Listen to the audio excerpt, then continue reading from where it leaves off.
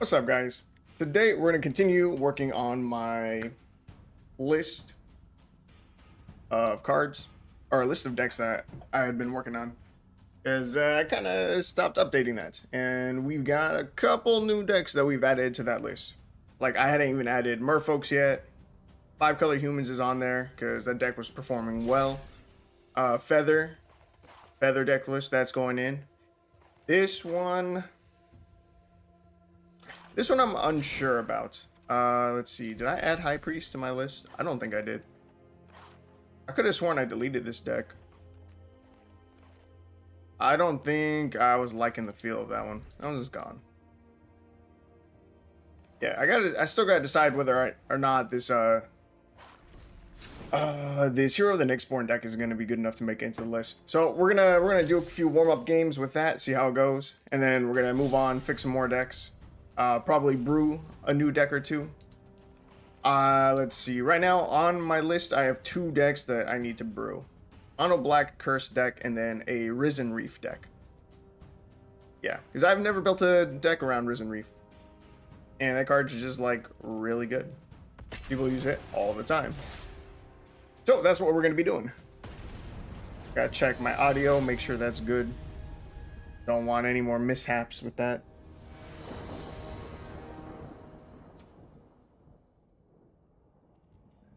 Okay, so see, this is one of the cards that we swapped in super late in the stream. Bro, why is my deck tracker not working again? I keep opening Arena in administrator mode, or running it as administrator, and I think that might be what keeps fucking with my untapped. Like, it's the only thing I can think of. But right, Angel Fire Ignition. This is a new card that we added to the deck. We took out 2 Ephemerates for 2 Angel Fire Ignitions. So we're going to try that out right now and see if it's an improvement or not. If there's anyone here to help take a vote, I would. About which energy drink to have. But I'm going to go with the Baja Blast. It's too good. It's too damn good. Alright, so let's see. Turn 2. What do we have? Not much. Not much. We'll get down the Hero of the Pride. This is a card that we haven't seen a lot either. It had been in the deck list for a while, but we just never seem to pull it. It's only a 2 of. And it's meant to kind of function as like a backup to the Hero of the Nyxborn. Both say whenever you cast a spell that targets it, creatures you control, yeah, +1/+0 until end of turn. So it's a way to buff our entire board. We're about to miss a land drop. That's not good, so we're going to Reckless Impulse here. We do hit land, and we do have a Monk of the Open Hand that we can cast, so that's cool. No attacks. Opponent's playing Selesnya, +1/+1 counters. Yo, I should add that to my deck. To my list. Botanical Brawler deck with Hopeful Initiate. I'd be down for that.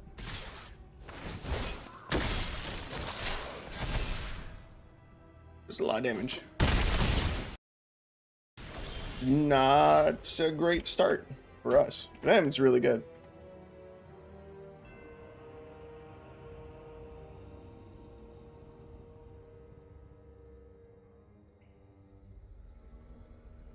Hopeful Initiate and Botanical Brawler.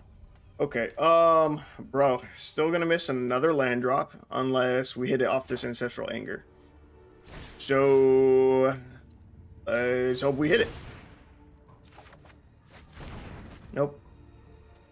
Would have been too easy. So I guess we just Homestead Courage. Kind of try to race him down, I guess.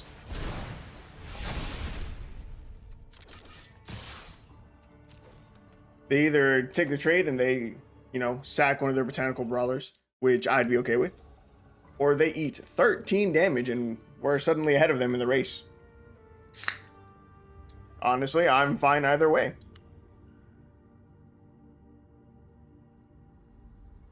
It's tough. Thinking real hard about it.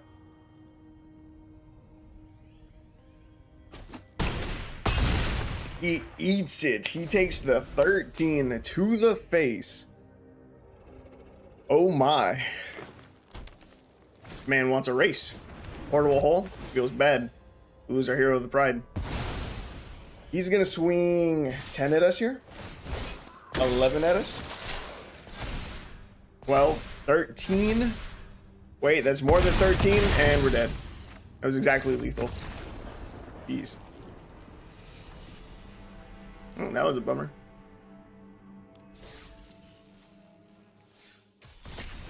Well, that didn't tell us much about the deck other than lands are maybe an issue. I don't remember how many lands we were running, but not hitting land drops is why we lost. We took suboptimal plays to try and hit our land drops and it just didn't happen. Our average is 1.8. It's crazy. We have 21 lands.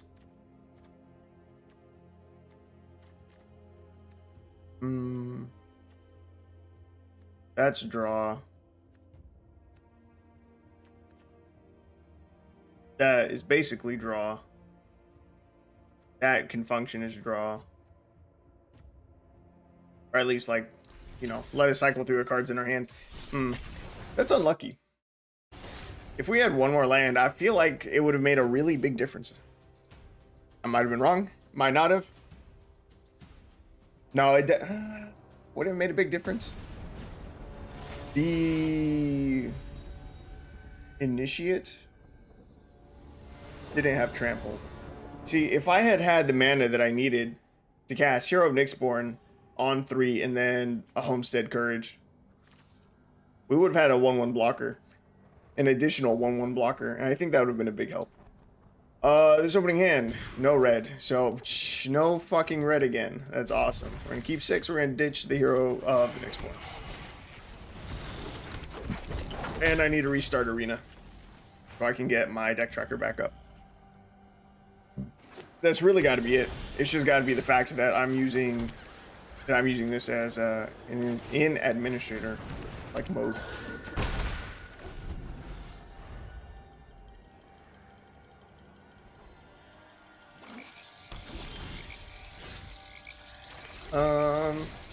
Lack of red is bumming me out, like a lot. This game.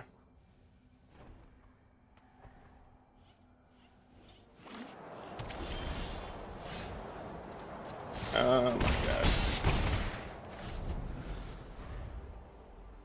Oh.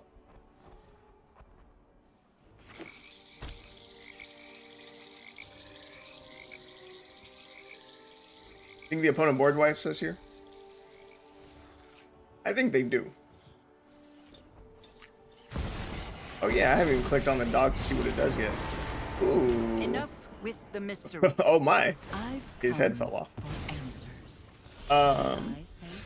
Unscarred Crag. Feels good. They didn't board wipe us, they just played a Liliana of the Last Hope, so that's pretty cool. Better than a board wipe. We play nothing into the board, mostly because we cannot. To Fury, that was unexpected. I know my responsibility. Let's try this. Opponent's tapped out. Okay, so if I Ancestral Anger, that gives us the biggest potential for finding a second red source. So I guess we go for it. Go on the Hero of the Pride. And we whiff. Super cool. Send our opponent down to 4. Doesn't this give haste? Yes, it does. So if we just have one creature on the field and we Angel Fire Ignition it, we should be able to win. Should be able to. Bro, why is this so difficult? Why is this so much to ask for? Okay, actually, 2 +1/+1 counters. It's not enough on the 1/1. Makes me sad.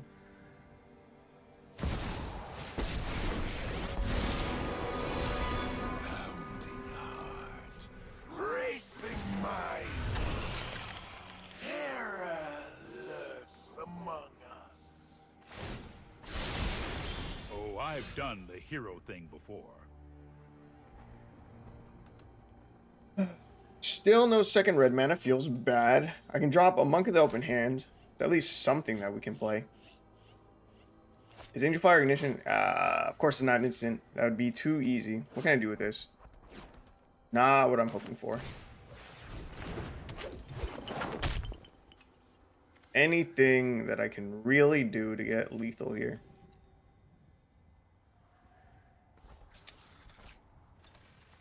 No. I'm just gonna set up a Young Pyromancer. We can connect for one more point of damage. Oh, well, what the fuck? All attack, go face. Again, at least 1 point of damage connects. Bruh. You exile the mountain, I would have lost my shit. Hero of the Pride and Reckless Impulse is fine. Opponent is down to 3 life. We have the Angel Fire Ignition in hand. I need to get rid of his blocker, and we can win. Bro, why is this just not a goddamn instant? Came back immediately, see you looking at Cast into the Fire. I know it's a good day. It's not. Definitely not a good day. My kin are delightfully friendly. I have been fucked for a red source of mana this whole game. I didn't even get the Windscarred Crag until like turn 4.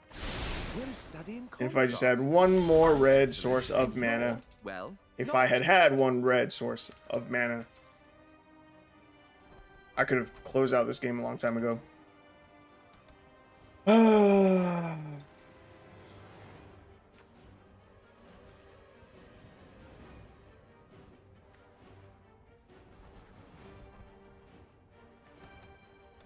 I'm gonna get walled by some fucking 2/3s. So dog shit.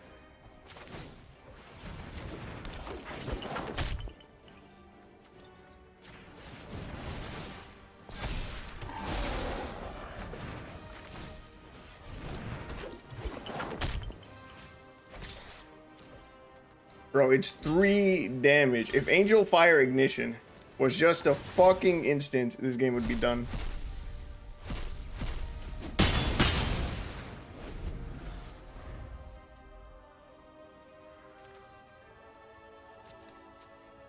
Bro. There are no mountains in my deck. That's what it is. There are no mountains in my deck. Opponent's exiled 6. We have 6 cards in our graveyard. We have like another 10 on the board and in our hand. No mountains. No mountains in the top 22 cards of our library. That's wild. That's nuts. And it's costing us. Do they board wipe here? They do not. I'm known for my excellent timing. Oh, your fears Gotta put lands in the deck. I've got time. That must be it. Just forgot this deck needed mountains. That's crazy. I'm not done.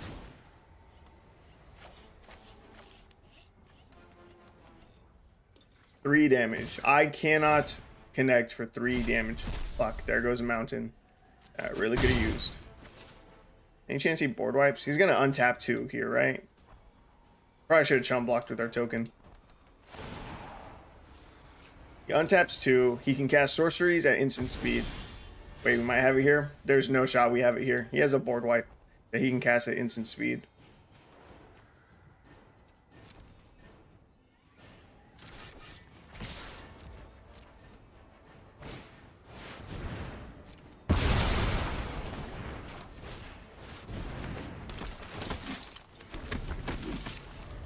Told you.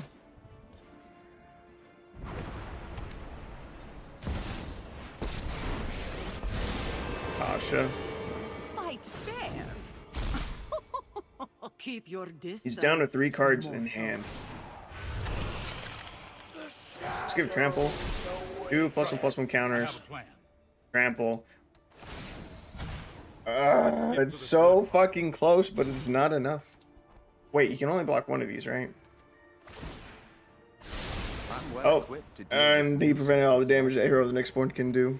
Bro, how do we not have any burn in this deck? Why don't I have... Can a Braid go face? I can't remember. Yes, in the fire. Does this help us in any way, shape, or form? No. Pyromancer? No. Yeah, I know Tasha makes it worse. Our only out was potentially with Hero of the Next-Born, but even then it probably wasn't going to happen. Okay. Red can't go face. Yeah, I didn't think so. Well, that was dog shit. We lost because the game didn't want to give us red sources.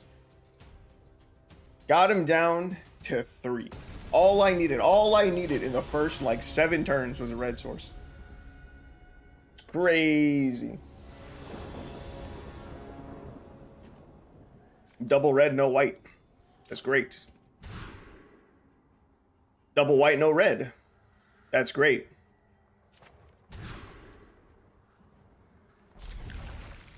Only took 2 mulligans. Yeah, both colors of mana. That's crazy. I don't have my deck tracker.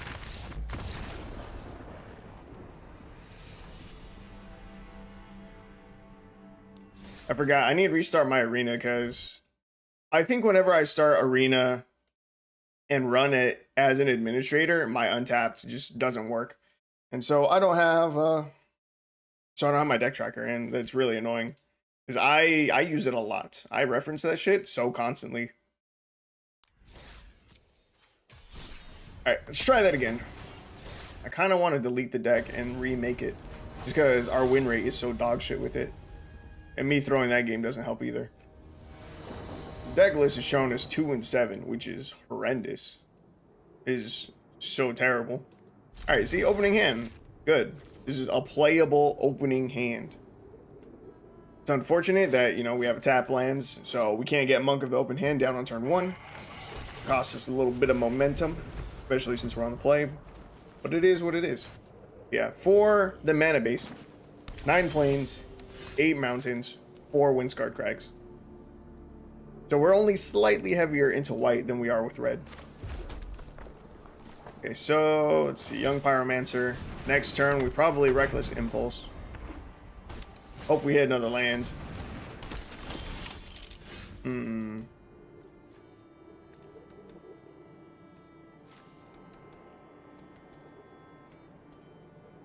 Yeah, I think I still Reckless Impulse, even with the Windscarred Crag top deck.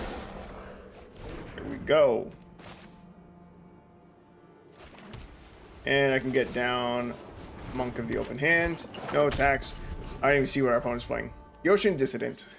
1/1 Human Artificer. Whenever an artifact enters the battlefield under control, put a +1/+1 counter on target creature you control. I'm studying how to implement technology into classrooms, and your use of untapped is an inspiration to me. Yes, yes, I'm sure it is. If your technology ever doesn't work, turn it off and on again. It is the greatest troubleshooting step that you can do. Alright, I think I'm gonna Young Pyromancer into Homestead Courage onto Monk of the Open Hand. And then again onto Monk of the Open Hand. And I'll swing that and that. Hold back the Young Pyromancer. Okay, see, we're looking real good now. We're looking solid here. Assuming there's no board wipe, which there is not. Hero of the Next-Born goes crazy next turn. It's so much damage. Bro, oh my god, if these just weren't tapped. If these were just not tap lands, again, our board would go even crazier because we get Homestead Courage twice onto Hero of the Next-Born. Bro, why are you going so wide? What the hell? You only had 4 mana. How'd you get so much shit out? Okay, okay. So, Hero of the Next-Born. Damn, maybe I waited a turn, actually. His board got really big. I think I just pass. I think I need to wait until I can double Homestead Courage onto Hero of the Next-Born. He can swing a lot of damage at us, but not nearly enough to kill us. Full blocks. He didn't read Hero of the Next-Born. He probably should have. Ooh, the Angel Fire Ignition. We can Angel Fire. Alright, yeah, this is game. See, this is what the deck is supposed to do. Angel Fire Ignition onto the Hero of the Next-Born. Dude is huge. Homestead Courage onto Hero of the Next-Born. Our board becomes insane right now. Look at this. Look at all that damage. No, that's a board. That's what I'm talking about. Over here we have 6/5/1s. We have an 8/5, a 9/6 with trample, lifelink, vigilance, indestructible, and then another 4/1 over here. That's what the deck's trying to do. Angel Fire Ignition went hard. That was way better than if this had been an Ephemerate. Maybe I don't like Ephemerate. Truly the hero we needed. Yes. Angel Fire Ignition did feel really, really good.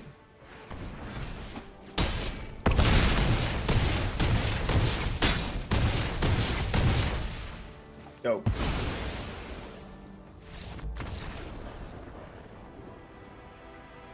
All right, I'll take it.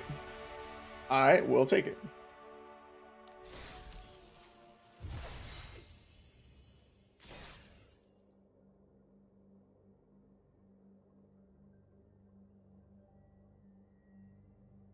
All right.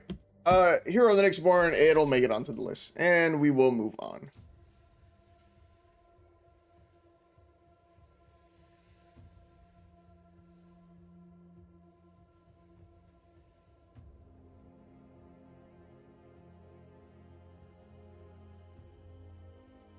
Next Born.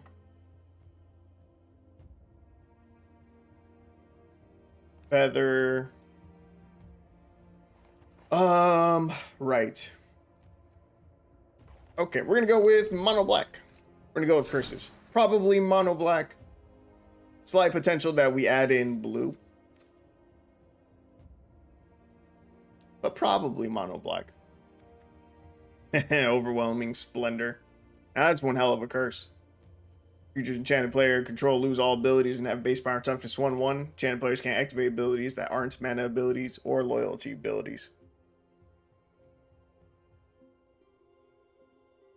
It's one hell of a curse.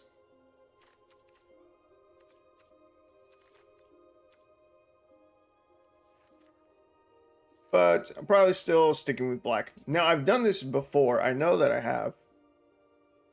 That's why I have 2 Cruel Realities. I don't remember if I used both in the deck, but I probably did. Trespasser's Curse was in the deck. A Cursed Witch was in the deck. Torments of Scarabs was in the deck. Curse of Leeches. It looks like I used 2 Curse of Leeches as my rares, as well as 2 Cruel Realities. Go on, Curse Adjacent card. Painful Quandaries, pretty bonkers. Painful Quandary is pretty bonkers.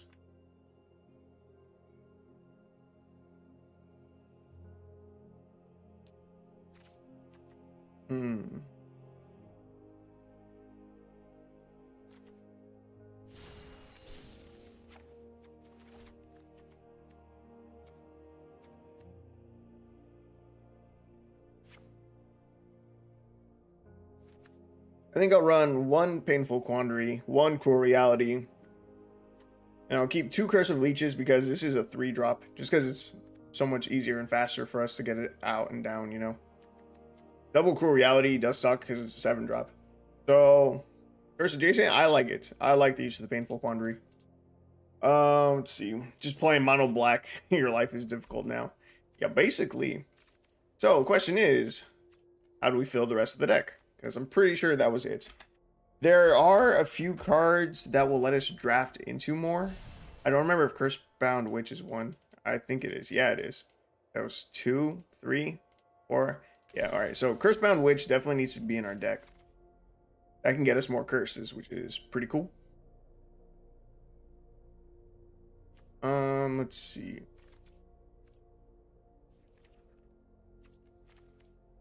I think beyond that, we just be annoying and try to survive. I'm thinking throw in our treasure draw pack with the Shambling Guest, Deadly Disputes, more removal, take a full set of, let's see, what do we have so far? We have Trespasser's Curse. Whenever creature enters the battlefield under enchanted player's control, that player loses 1 life and you gain 1 life. Curse of Leeches. The being enchanted players upkeep, they lose 1 life. And we gain 1 life, and then it become a 4/4 with lifelink. A Curse Switch says, spells your opponent's cast a target Curse Switch costs 1 less to cast. Weird. And when a Curse Switch dies, return to the battlefield transformed under your control, attached to target opponent. Spells you cast that target enchanted player cost 1 less to cast. At the beginning of enchanted players, upkeep that player loses 1 life and you gain 1 life. Torments of Scarabs. At the beginning of enchanted players, upkeep that player loses 3 life unless they sack an online permanent or discard a card. Painful Quandary, they lose 5 life whenever they cast a spell, unless they discard. Cruel Reality. At the beginning of enchanted players, upkeep that player sacrifice a creature or planeswalker. If the player can't, they lose 5 life. Curse-bound Witch, probably the best curse card. May suggest we meme with Malakir Rebirth to let Witch die multiple times. With this Witch? The Cursed Witch? No, Curse-bound Witch. You see, I was thinking about some recursion. I was not thinking about Malakir Rebirth, but I was thinking some recursion. Because you know what we're running is a lot of enchantments.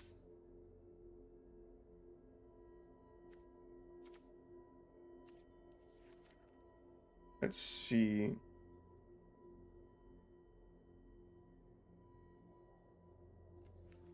Because I was playing with Orzhov enchantments recently. Not good at all. I was thinking that there might be some synergy cards from in there that I might want to use. But maybe not. What does this do?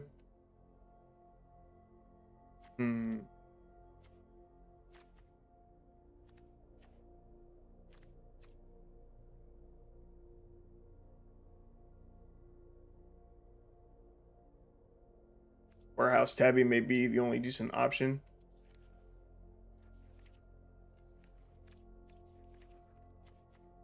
Whenever enchantment you control is put into a graveyard from the battlefield, create a 1/1 black rat creature token with creature can block. Let me look up whenever.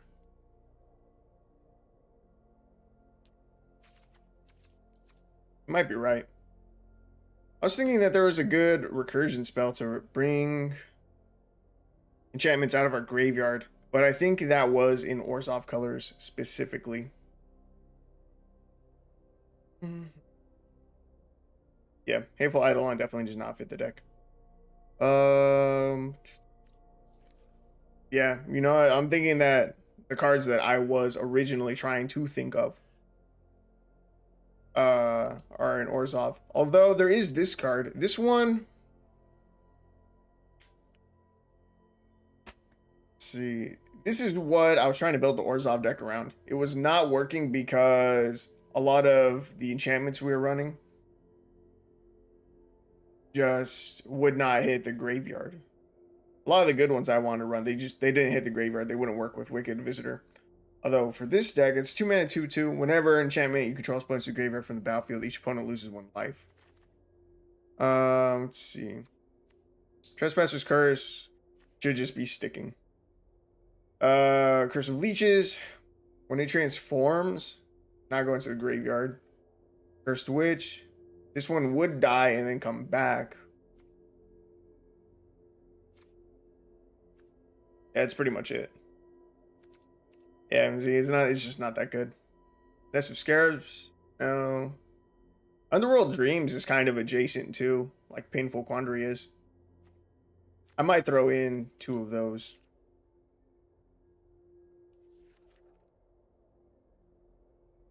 I do love enchantments like Elspeth's Nightmare and Witch's Vanity with the Wicked Visitor. True, we have 10 card slots open right now. We definitely could fit in a package like that if we wanted to. We could run 4 Wicked Visitors, then like honestly 3 of each of those. Revenge of Ravens is also pretty funny. That one is good. The Long Reach of Night doesn't seem bad either. Torment of Scarabs and Cruel Reality gives people the option to... No, is it the Accursed Witch? 2 of these want people to discard, right? Is it just Torment of Scarabs? Unless they sack an online permanent or discard a card. Oh no, Painful Quandary says unless they discard a card. Long Reach of Night, very bad? I don't think so. Each opponent sacrifices a creature unless they discard a card. If they have no cards in hand, they can't sack, or they can't discard to Torment of Scarabs, and they can't discard to Painful Quandary. See, then it becomes 0/4 Menace. Whenever it attacks, it gets plus X plus O until end of turn, where X is the number of creature cards in defending player's graveyard. If they have no creatures, they can still choose to sack a creature instead of discarding, meaning it does nothing. Not for Painful Quandary.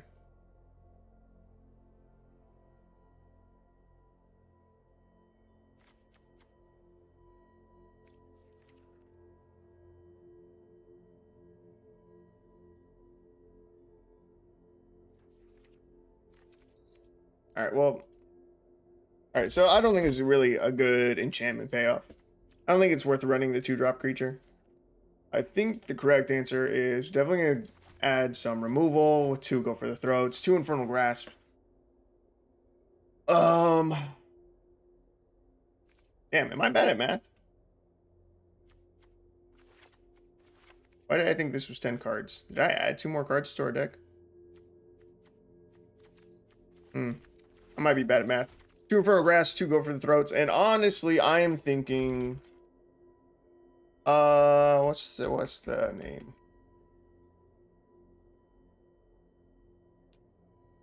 No, as in, they neither sack a creature nor discard a card. They say, I'm going to sacrifice a creature, and then don't. Since they don't have one, they wouldn't be forced to discard.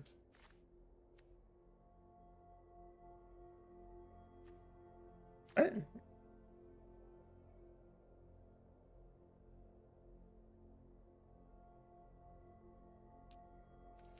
You still talking about the 4-drop one? Each opponent sacrifices a creature. Unless they discard a card. Explaining why it's bad.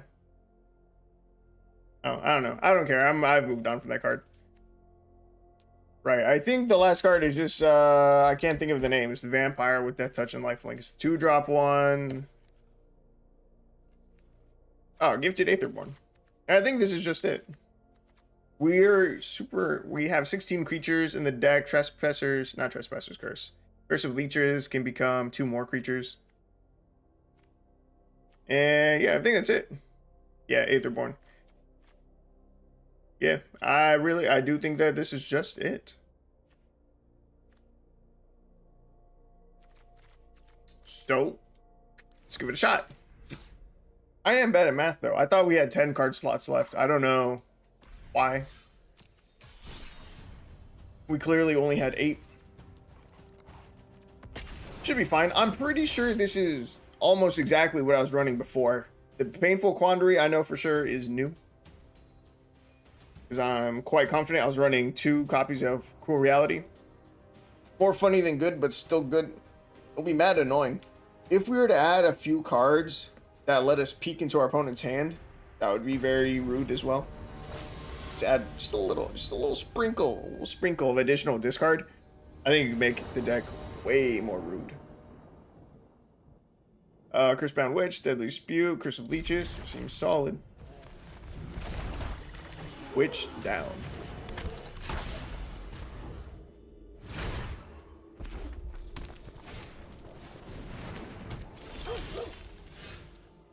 I would love me some Cabal Therapy on Arena. Oh, what the fuck is that? Let's see. Opponent played a Gold Hound. Swing with our Witch. They take the 1. And I'm just gonna Deadly Spew now. We can grab lots of stuff. We're gonna grab Torment of Scarabs. Nice. And we have our land drop for next turn. Cabal Therapy. Let me look that up.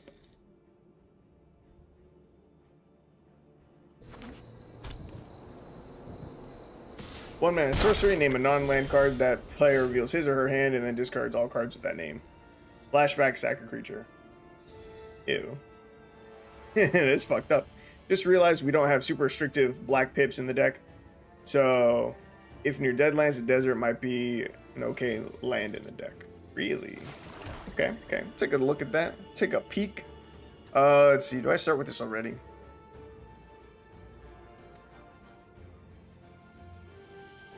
I can Trespasser's Curse and Gifted Aetherborn, or just slam Torment of Scarabs. I think I'm just going to slam the Torment of Scarabs.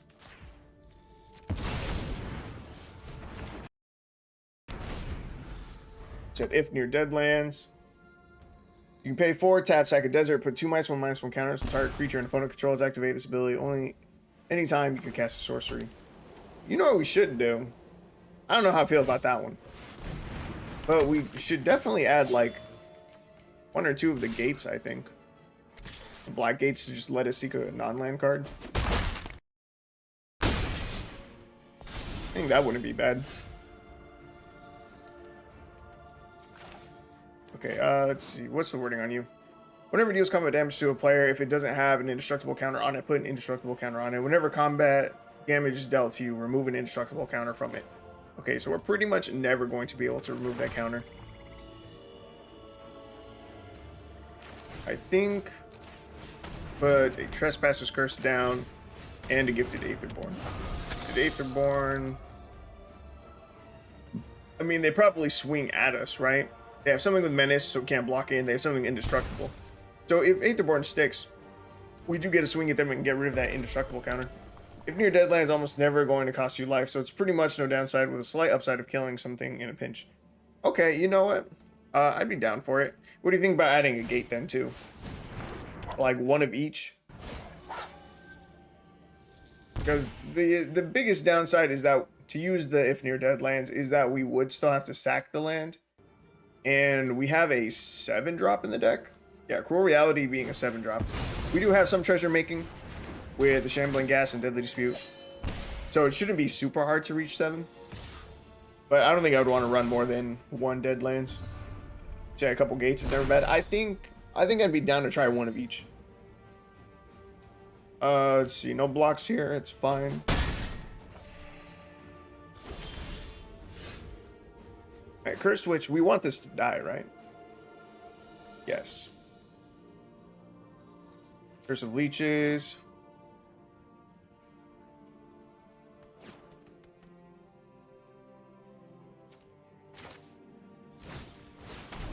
Selfless Samurai, they can just sack it and give this indestructible. No attacks. First few tap lands in the deck are pretty free since you often can choose to play them on turns you'd be playing off course anyways. Yeah. Off curve. I figured that's what you meant. But yeah, I'm down to try it. We'll add 1 of each. Seems good. I use Storm's Edge. 4 mana 4/4 first strike. Whenever a Samurai or Warrior you control attacks alone, untap it. This first combat phase of the turn. There's an additional combat phase after this phase. That's nuts. That's crazy. First Witch dies. Cool. Target our opponent.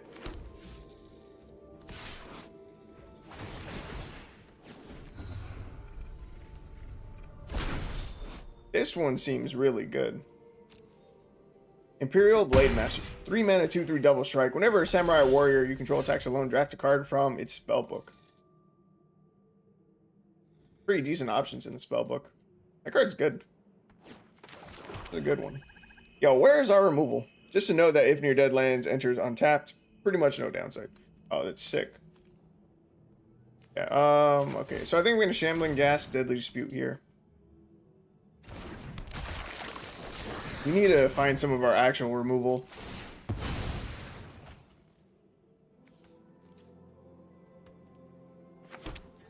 Although, I guess it doesn't matter too much because they have a Selfless Samurai. Let's see, we have 4 mana. Curse of Leeches.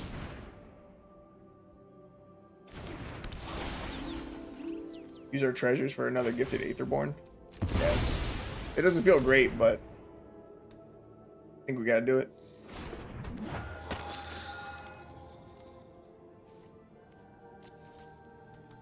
Opponent's at 16, we're at 12.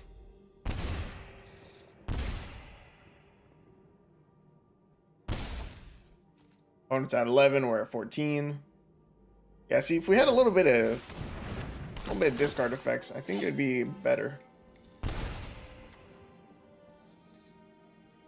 I'm not sure what we cut for it, though.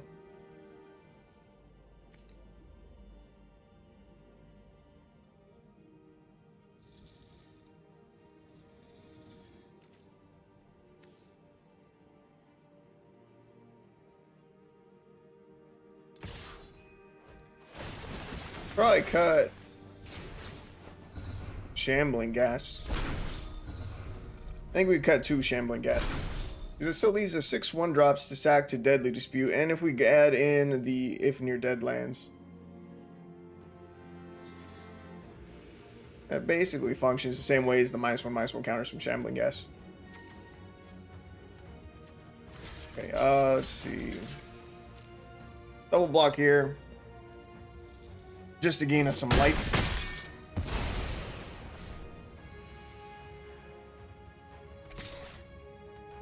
Not that it really matters.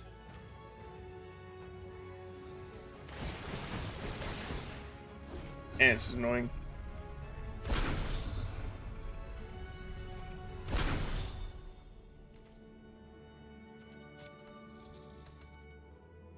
Dude has 9 cards in hand. That is nuts.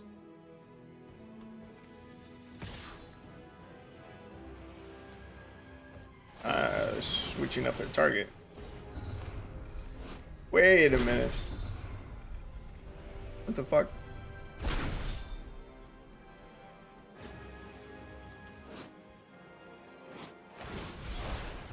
Did you just get that trigger again?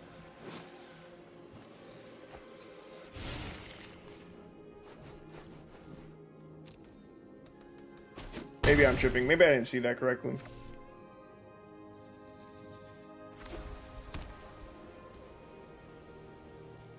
Yeah, I don't think I saw that correctly. 10 cards in hand. This is a lot. This is a ridiculous amount of cards in hand. Okay. While our opponent's doing that, I'm going to look up discard effects already. Let's see. Discard black, arena, historic legal.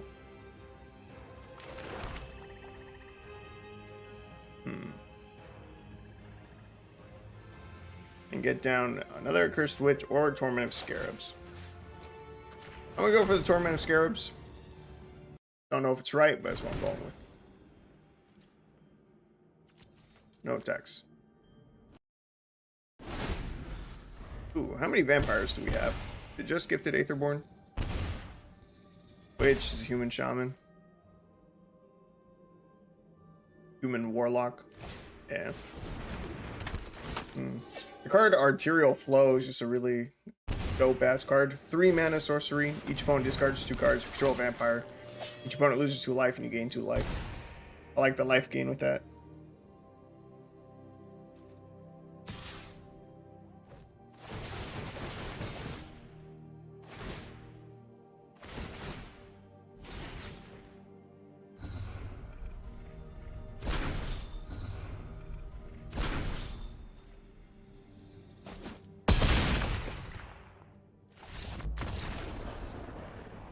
Well, that was disappointing.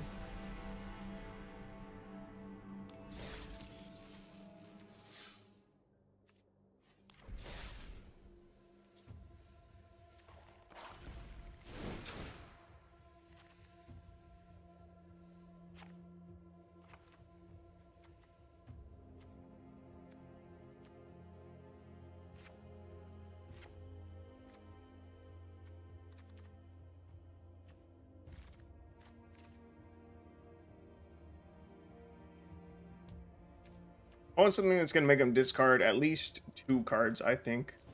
There's something that's a 3-drop, that'd be dope, because we don't have very many 3-drops. All we have are 2 Curse of Leeches. Oh yeah, look, Arterial Flow. That's the card I was talking about. See, target opponent discards 2 cards, mills 2 cards, and loses 2 life. Target opponent reveals their hand, you choose a non-land card from it, that player discards the card. Elspeth's Nightmare. Destroy a target creature an opponent controls, power 2 or less. Target opponent reveals their hand. You choose a non-creature, non-land card from it. That player discards a card. Exile target opponent's graveyard. Let's see.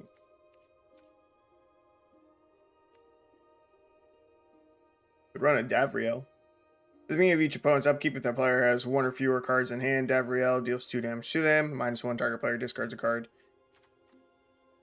In theory, could make them discard 2 cards. Go blank is really good. Or it's just like solid. Make them discard 2 and exile their graveyard.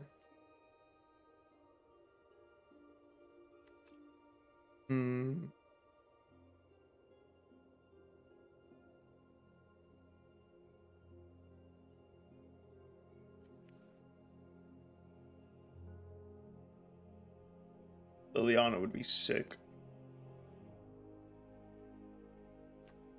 Target opponent discards 2 cards, mills a card, and loses 1 life. You gain 1 life. I like that one. A little bit of life gain feels good.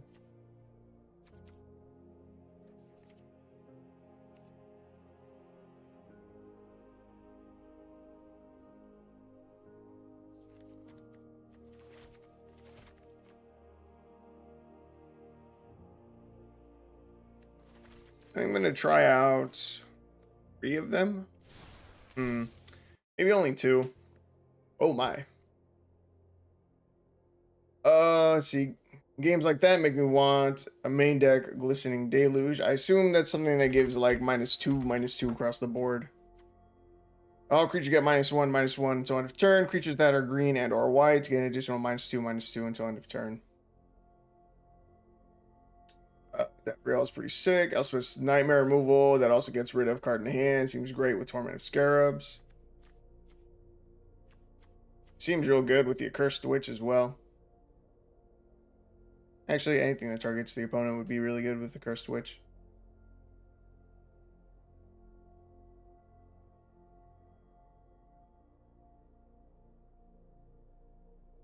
I got double triggers because of Ishin, so they got 3 combats. You saw the untap effect, though. That makes sense, makes sense. Yeah, that was a unfortunate game. Dude was able to keep his hand super filled with all the cards he was drafting. Right, I think I just want 1 more removal spell. Probably another Go for the Throat. We added 3 Mind Drains. 1 more Go for the Throat. We cut 2 Shambling Gas, and we cut 1 Torment of Scarabs and 1 Accursed Witch. We could argue that cutting 1 Trespasser's Curse and adding 1 more Accursed Witch is just better. I do like having more creatures on the board, even if they're just gonna chump block. Alright, let's just try this. Oh wait, we're not gonna try this out yet. We're gonna add 2 more lands. We're gonna cut 2 swamps. We're gonna add 1 if near dead lands, and then 1 gate. This card, Archfiend of Ifnir, fucking love that card. Absolutely love it in cycling decks. So much fun. And then gate. Mind Drain milling the opponent pretty bad. It's a single card. There are not that many decks that are graveyard stuff. Could be giving them value. Could be. I would bet you $5 the first 5 opponents we play, they don't care about the graveyard. I'd be willing to make that bet.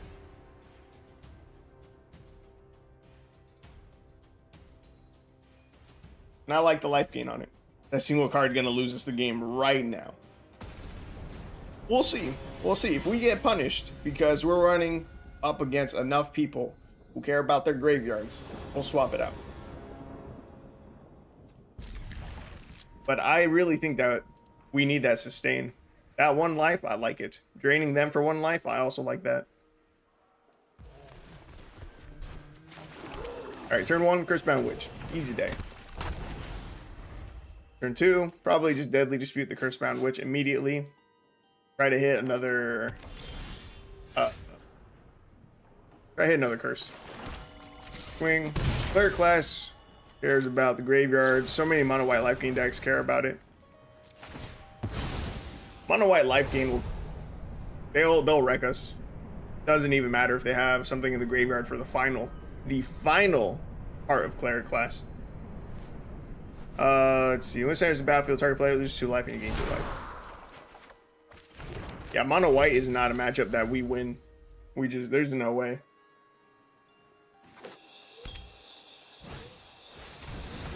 And again, by the time it reaches the end game, we would have killed something for sure with Infernal Grasp or Go for the Throat.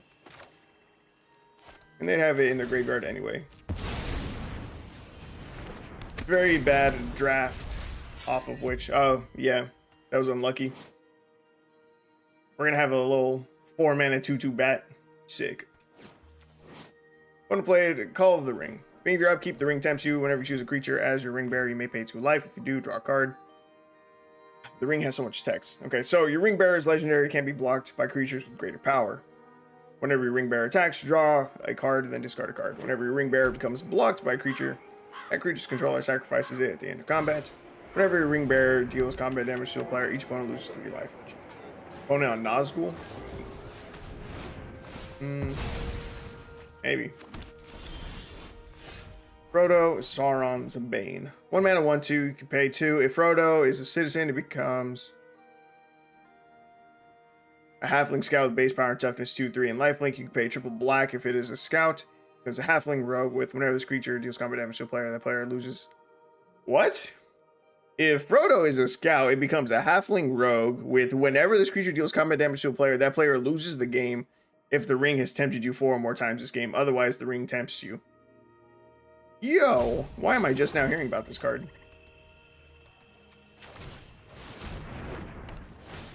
I think I know what deck we're gonna build next. Yes, sir. Oh my. You just lose the game. That's crazy.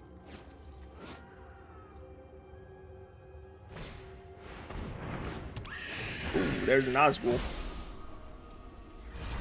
Yo, can you change the artwork for the Nazgul that you have?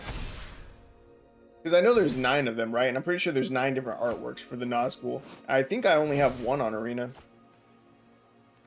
And it's definitely not this artwork. Triple black mana in a multicolored deck is hard, but I mean, you lose the game is juicy. Hell yeah, it is. And I mean, we'd only be running 2 colors. We can get triple black, especially if we're running treasures as well. You have to have crafted each artwork. Really? Let me take a look at that. Okay, so we got 5 mana. Kinda want to kill this Frodo.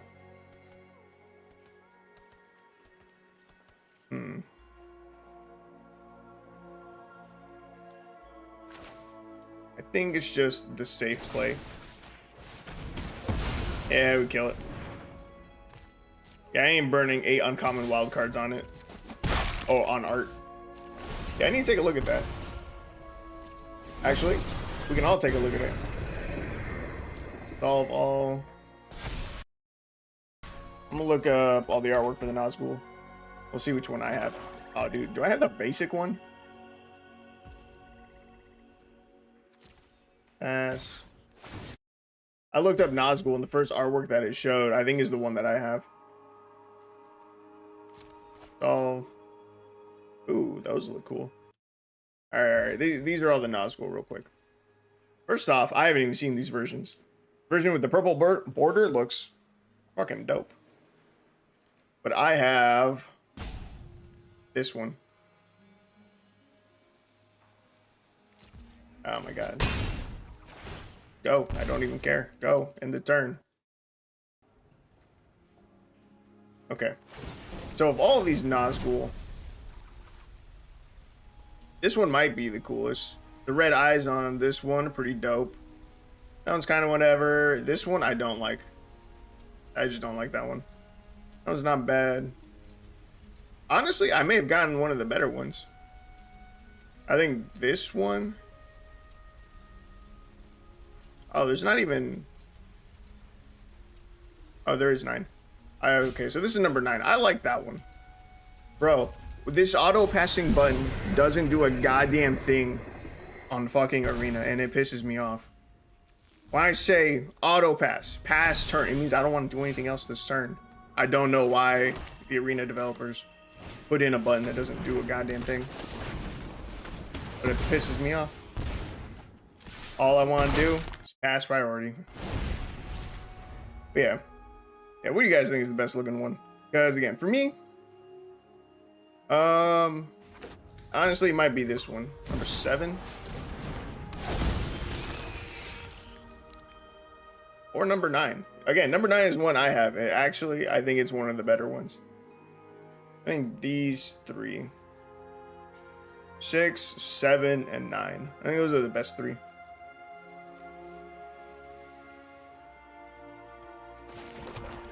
Opponent played Sauron, the Dark Lord. 7/6, ward, sack a legendary artifact or legendary creature. Whenever an opponent casts a spell at Mass Orcs 1, whenever an army you control deals combat damage to a player, the ring tempts you. Whenever the ring tempts you, you may discard your hand. If you do, draw 4 cards. Oh, wow. It's crazy. Swing both of these. I guess we didn't really need to swing the Accursed Witch. We sack it here. We get our treasures. We get our draws. They get to a mass. It is what it is. It's unavoidable. Oh, that's a cruel reality. It's a cruel reality that we can cast right now. That's fine. Get another orc.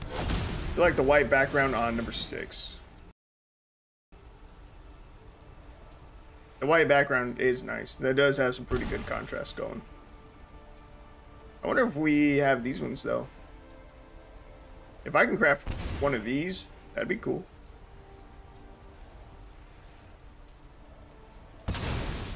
Purple borders looks dope.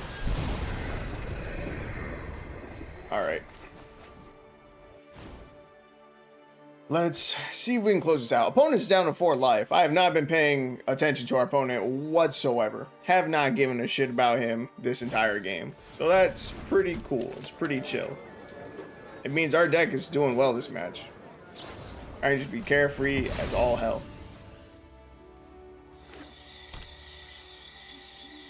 That Frodo can kill us. Very soon, though. They need 5 mana to use it. Oh, look, they have a different Nazgul in their deck. I'm pretty certain that when I build my decks, all of the Nazgul are just the same one. It's just the one version that I have. But 9 times. Right, for Frodo to kill us, they can do it next turn. They can kill us with Frodo next turn. They just need 5 mana when it swings. They can activate this at instant speed. Pay 2 into making it 2/3 and then pay triple black. Which, I mean, it looks like they have plenty of. We're gonna keep letting them amass. Doesn't feel good, but we need the blockers so that Frodo doesn't immediately end us. If we die to Frodo, I'm gonna be kind of upset. We are straight chilling. Opponent's down to 2 life, bro. 2 life. Come on. We're at 20. We have to win this. They would need 2 removal spells right here. But if they did have 2 removal spells, they wouldn't have enough. They wouldn't have enough mana to activate Frodo. Activate it once. Can we even block Frodo right now? Wait, did we just lose?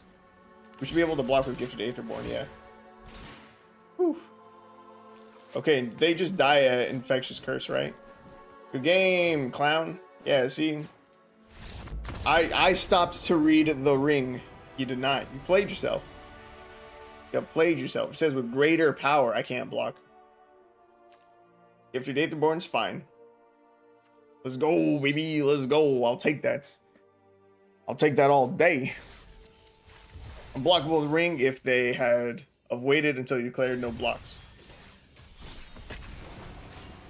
Till I declare. Did you think I was going to declare no blocks? I stopped and then read the cards. I wasn't going to lose to that goddamn Frodo. I was going to double block it if I could. I was about to double block it. It's taking no chances. Alright. Well, we won. Oh, good. Felt solid. Didn't end up using a Mind Drain. You couldn't have blocked it at first. It had 1 power, right? Would I have been able to? It is normally a 1/2. You might be right. They pumped it before blockers letting you block it. I think you're right, actually. If it was a 1/2, they swing. They choose it as the ring bearer. I don't know when they get to choose as the ring bearer. I think at their upkeep they got to choose. Let's see. I'm going to Trespasser's Curse before I go for the throw. Yeah, I think you're right. I think they had us. I think they played themselves. If they got to choose at the beginning of their upkeep to make it the ring bearer, then yeah, It would not be able to be blocked by either of our creatures. They swing, then activate it twice, and that's game. They had us. We'll take it though. Hell yeah, we will. Oh, hey, guess what we didn't lose from? We didn't lose from making our opponent discard anything. Not that we got to cast Mind Drain, but our opponent didn't give a fuck about the graveyard. And now we're against Slivers. Guess what? They also don't care about the graveyard. Let's see. I think this is the turn that I get down. Gate Black Dragon. We go for the throw. Get rid of Clouded Shredder Sliver. And no attacks, because now we can block on the ground. Sick, sick. We're chilling, we're chilling.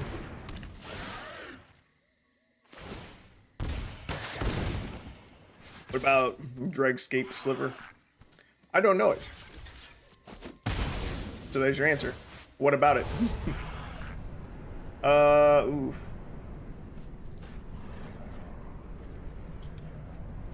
It's all kind of suck. Grab the broom. 4 mana.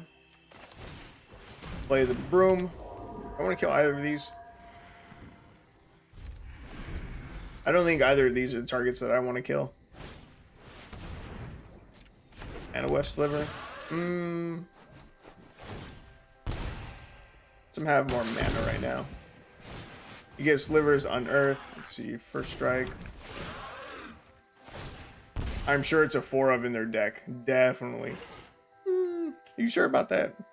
I wouldn't be so sure. First strike again. I think out of all the Slivers they have, killed this one.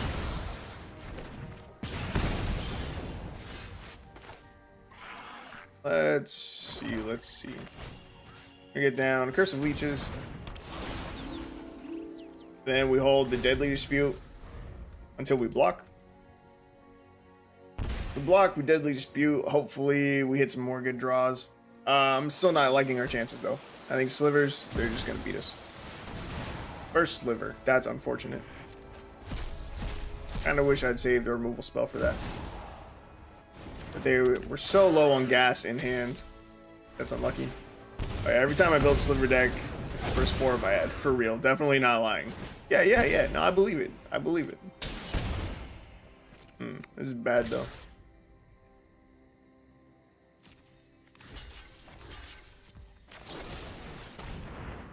This is real bad.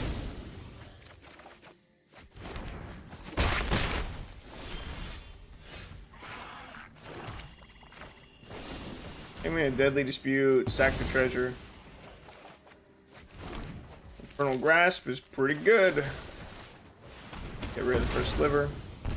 And our face is just wide open though. Still not great. We're taking a lot of damage here. Take 7, it's half of our life. Oh, Sliver Hive Lord. Yeah, it's game. Just call it there.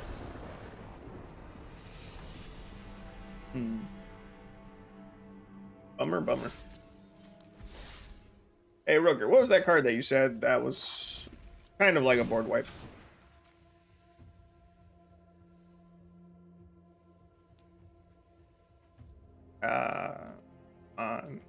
Bro, it's so stupid. Let's see, all creatures get. Opponent's board just keep going too wide, fucking us up. Listening Deluge.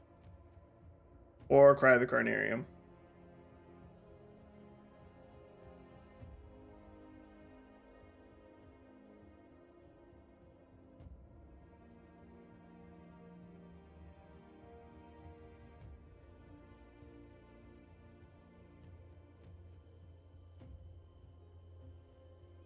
Actually, just look up my Sue since we wouldn't want to exile our own stuff. I'm pretty sure I've tried looking that up. I'm pretty sure I can't look up -2, which is kind of stupid. I can look up just regular -2. That doesn't help us. It gives us a lot of other bullshit.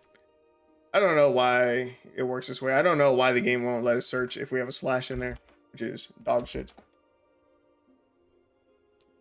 But I think it's Pestilent Haze. I think is the one that I like to normally pick. You know, let's see. This one says all creatures get -2/-2 until end of turn. Exile all creature cards and all graveyards that I would put there from the battlefield this turn. I think it's Pestilent Haze. I think it's this. I do also like Golden Demise. This can target only our opponent's creatures, but that's only if we have the City's Blessing, and I don't know that we will have the City's Blessing. Try to put in quotation marks around the -2/-2. I have not. Glistening Deluge. All creatures get -1/-1 until end of turn. Creatures that are green and or white get an additional -2/-2. The fact that that can be -3/-3 is pretty nuts.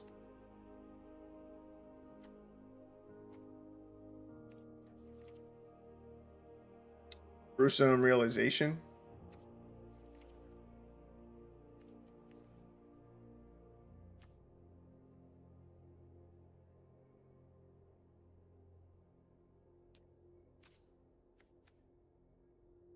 Creatures your opponents control get -1/-1 until end of turn, or we can draw 2 cards and lose 2 life.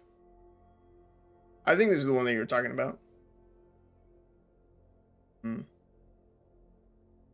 That is not bad.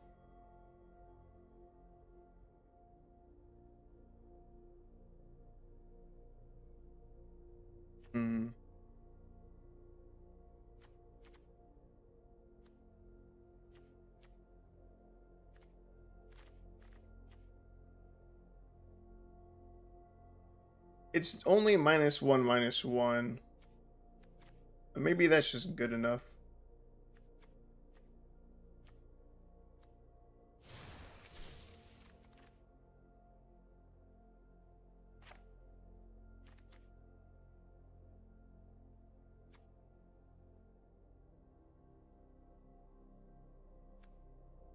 We only need a 1-of.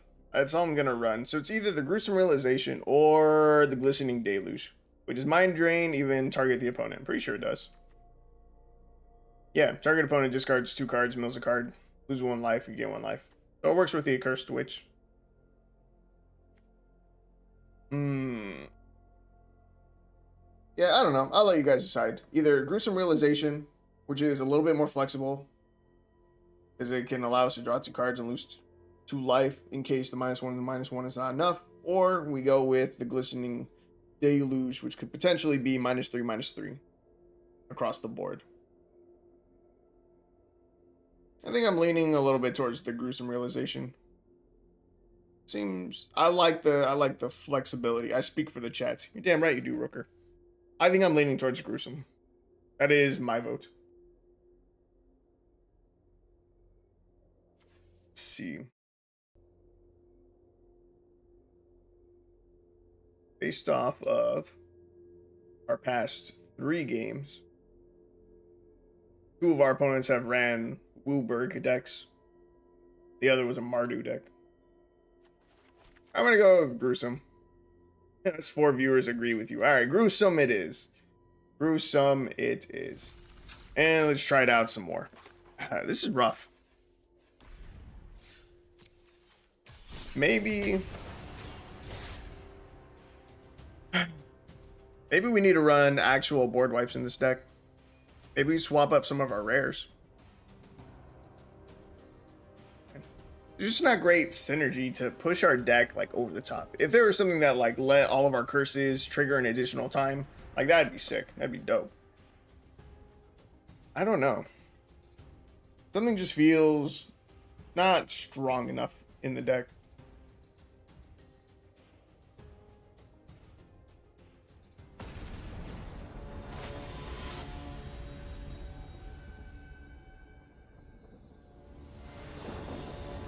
I don't know. We'll see. We'll see how this game feels. Alright, we've got a Mind Drain. Sick. All we need now is for our Cursebound Witch to hit something good, and we're chilling. Its Curse of Leech is even great. It's the same time as Stone Fangs, just better since it costs 2. I don't think so. Unless you mean the Trespasser's Curse. Unless you'd rather swap that out. The Curse of Leeches, it is better. It's 100% better simply because of the fact we can get a creature, and also the Sanctum of Stone Fangs is legendary. That is the big downside of it. If we could be stacking them bad boys, like, I mean, additional Sanctum of Stone Fangs would really just be like a better version of Trespasser's Curse, I think. I mean, I guess it'd be a better version. It'd be an equivalent version of Curse of Leeches to me. I like the fact that we can get a 4/4 lifelink on the backside. Oh my. Why don't we just board wipe this? Unexpected. First copy of Sanctum seems pretty free though, but any additional copy is completely useless. Oh, I forgot. We can get board wipes out of Curse-bound Witch. Scarabs. Sick.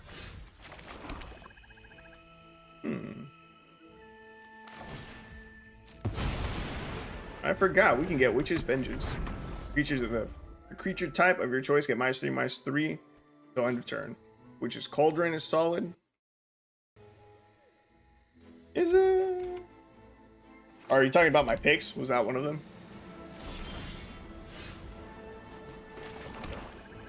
Let's see. Otis Field. Opponent is on control. Why did we grab a Wrath?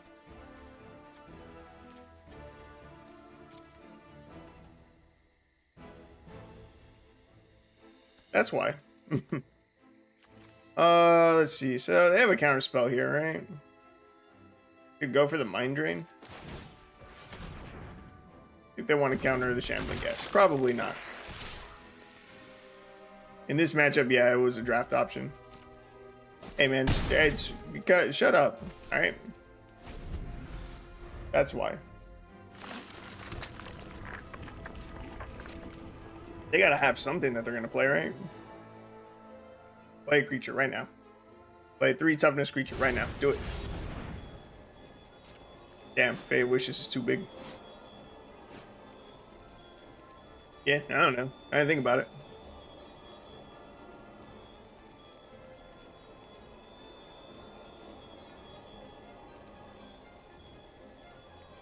It's not seeming great out here. Free rare must draft. Do basically.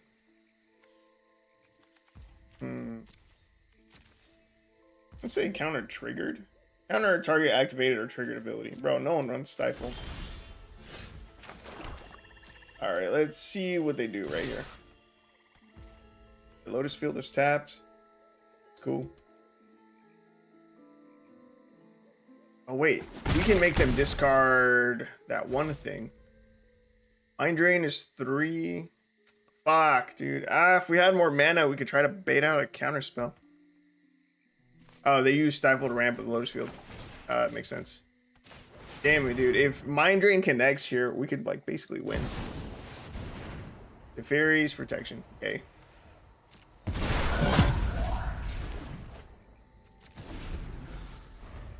Bro, we're so close to making them discard one with the Multiverse. I guarantee they would just scoop at that point. We just win. I needed them to not have it for one turn, though. One turn, no protection. Let's see. In Torment of Scarabs. Gambling Gas. You don't choose which cards they discard, though. Oh, we don't? Ah, we don't. Touché, touché.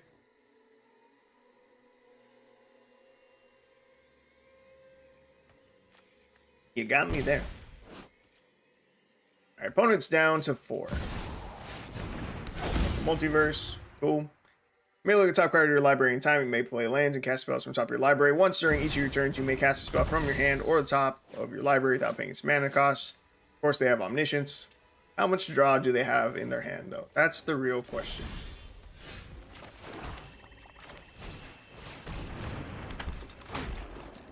Will it be enough? Do I want to flip this right now? Do I want to kill my own Accursed Witch to drain them, get them closer down, get them down to 2?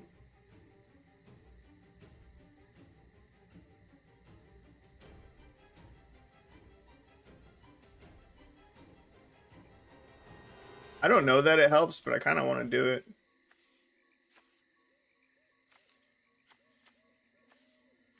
Draw creatures. I'm just gonna end the turn. And I do it at instant speed if needed. Yeah, I think it's the right play. If they go to try to exile the Accursed Witch, we kill it in response. Yeah, we just hold up the Infernal Grasp. We just might get them anyway. Fave Wishes. It's fine. You can pay 2 mana, discard 2 cards, return Fave Wishes to its owner's hand. They have 2 cards.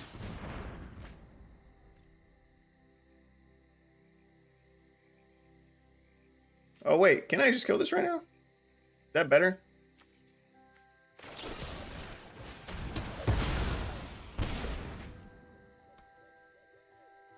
Get fucked.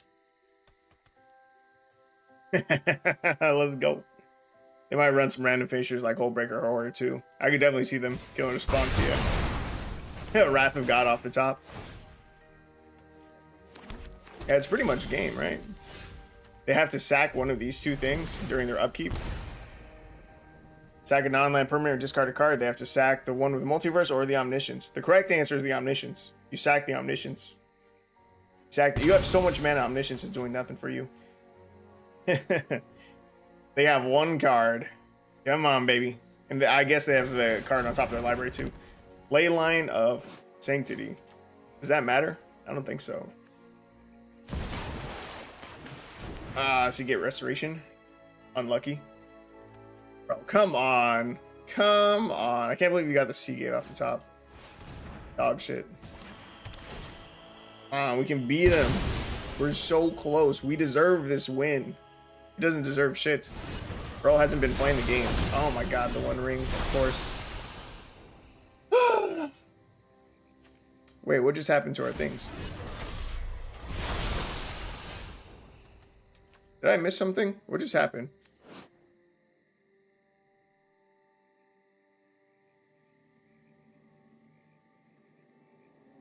It says they have hexproof. Why would that get rid of our curses? What the fuck?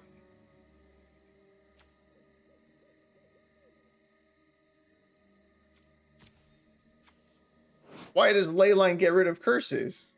That makes no sense. Protection prevents you from being auraed. Oh, is the One Ring? Bro. That's so dog shit. Oh my god. That is the most horse shit I have ever heard. What can we do?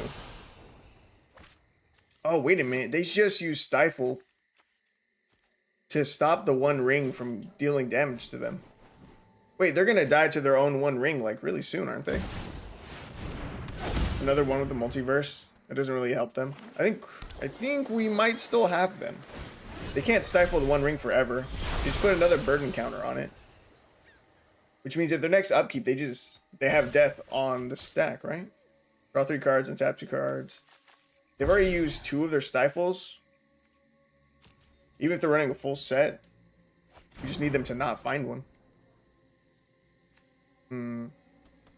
Bro, come on. We deserve this win. Another Seagate? Bro, get the fuck out of here. This is horse shit. None of our curses would be helpful at this point, I don't think.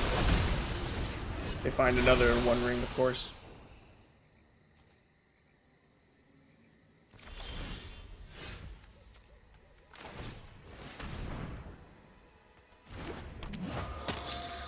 Bro, this is so AIDS. We deserve the win. The One Ring is fucking bullshit.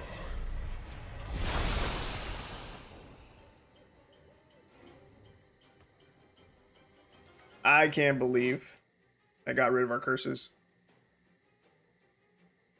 Player protection from everything can't be targeted, dealt damage, or enchanted. Cannot believe that. Horseshit. Absolute horseshit. This card is stupid.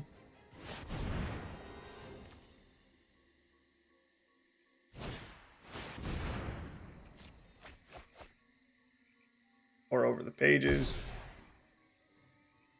Come on. I don't even know what I'm hoping for. I'm hoping they kill themselves to the One Ring. That's it.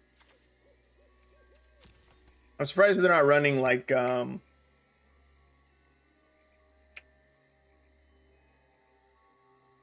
Oracle of the Alpha. I'm surprised we haven't seen that yet. Another Seagate Restoration. What are the chances he decks himself? Wait, he has Gaia's Blessing, didn't he? But only works for so many. I think he's still looking for an out.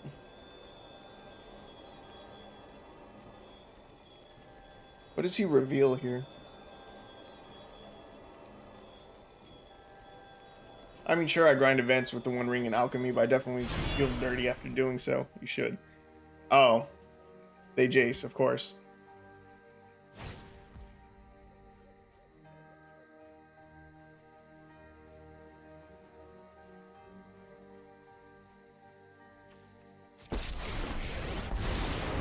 We'll make this look easy.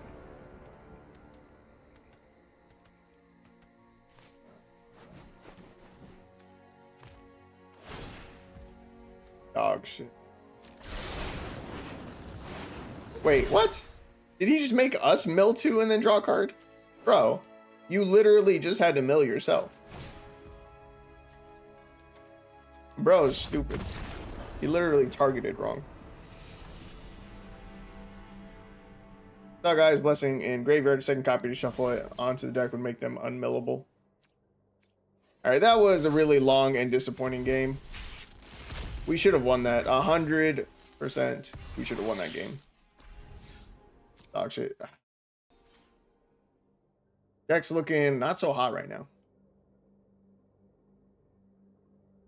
That game definitely did not help.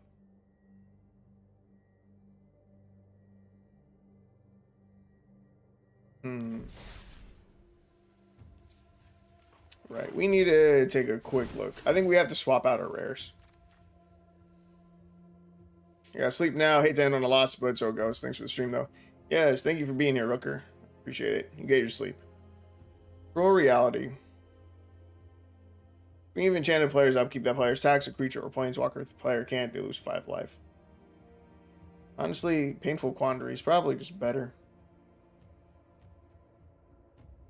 Definitely less costly. Curse of Leeches. Cut those. We go up 1 Painful Quandary. I hate to do it, but I think we just add Sheoldred into the deck. 2 Sheoldreds. 2 Painful Quandaries. 2 Torment of Scarabs. Mind Drain. Gruesome Realization. Trespasser's Curse. Feeling a little light in the curses department. We have 7 enchantments, 5 auras, 5 curses. Only 5, huh? Well, this flips over, so that's really 9. I'll get rid of the Gruesome Realization. And this is tough.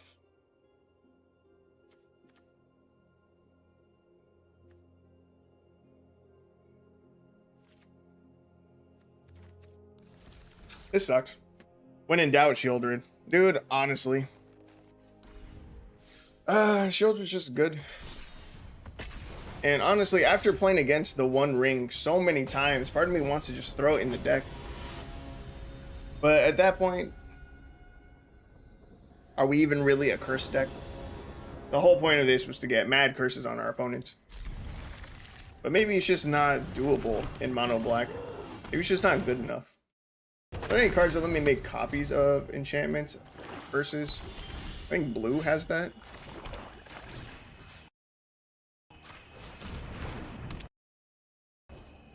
Oh my god, dude, just fucking go.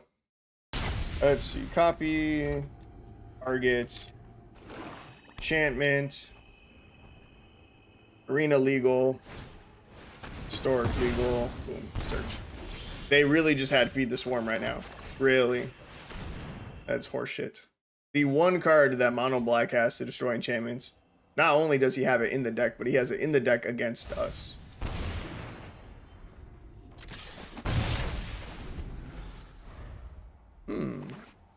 We could run Mirage Mirror. 3 mana artifact, so we wouldn't have to even change our colors. You can pay 2 mana, it becomes a copy of target artifact, creature, enchantment, or land until end of turn. Mirage Mirror might be cool.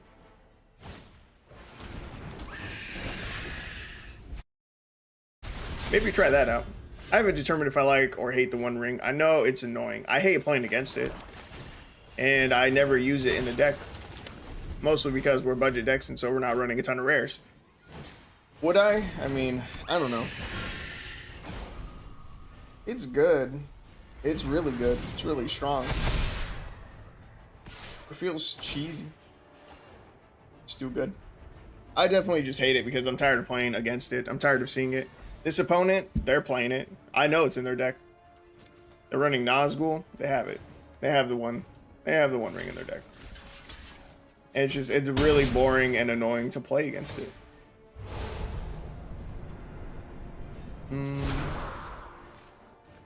Also, we're flooding out like a lot.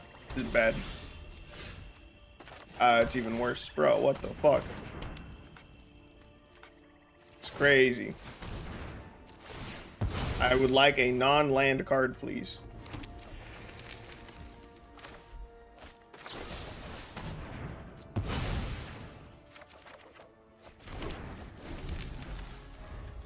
It's not much. Damn.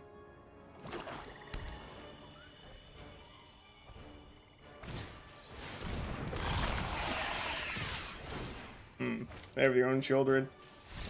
I'm just gonna concede this match. It's not looking good.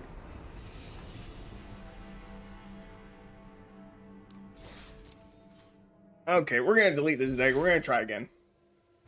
Just, it ain't right. I don't think that there's any other curses that I like. I'm talking about across all the other colors too. So let's see. Overwhelming Splendor. That card's crazy. It's dope. It's cool. It's mad annoying. But it's not worth running white curses just to get in that card. Blue. Bring Sanity. That's just a mill deck. Curse of Surveillance. Enchant player at the beginning of enchanted player's upkeep any number of target players other than that player. Each draws cards equal to the number of curses attached to that player. It's not great. That's definitely like a commander card. Not super great for 1v1. Let's see. Red has Curse of Shaken Faith. Whenever enchanted player casts a spell other than the first spell they cast each turn or copies the spell, Curse of Shaken Faith deals 2 damage to them. It's okay. Curse of Hospitality. Creatures attacking enchanted player have Trample. This is also a commander card. Whenever a creature deals combat damage to enchanted player, the player exiles the top card of their library until end turn. That creature's controller may play a card and may spend mana as though or mana of any color to cast a spell. Yeah, this is something you cast on someone to entice your other opponents to swing at a certain opponent. Yeah, so I don't think it's worth trying to add a different color. I think it's just got to be mono black still. So we're going to delete the deck. We're going to figure out how many curses are worth running, which ones are worth running. And we're going to try again. So.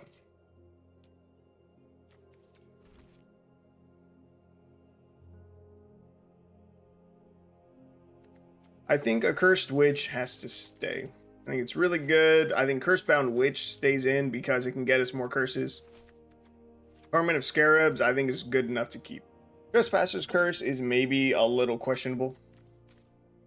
Getting out like 2 of these against some kind of token deck is pretty sick. If we had like 2 of these out against mono red goblins, like, it's not bad. It's also not super crazy. I like the idea of Cruel Reality and Curse of Leeches.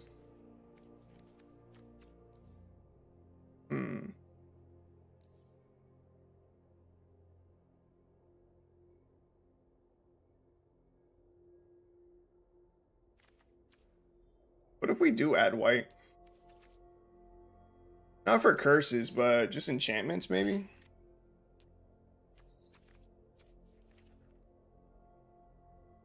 Mono red has been the bane of my existence lately. Further clues I need to stay off the BO1 ladder. Really? Mono red? I usually don't have to worry about them too much. Okay, what idea did I have in white? Oh, okay. I know why I thought about white for a second. So the reason why I thought about white was specifically for Moonblessed Cleric. Moonblessed Cleric can let us go find whatever specific curse we want, which I think is good, which I think is cool.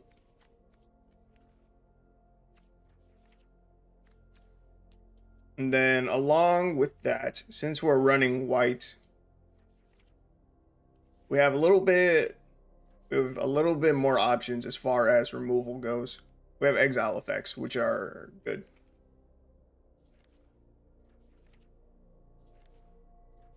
I also like the draw in white.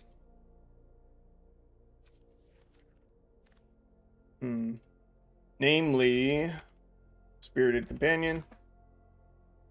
I missed the eye. Spirited Companion. What's the vehicle that it draws? Can't think of it.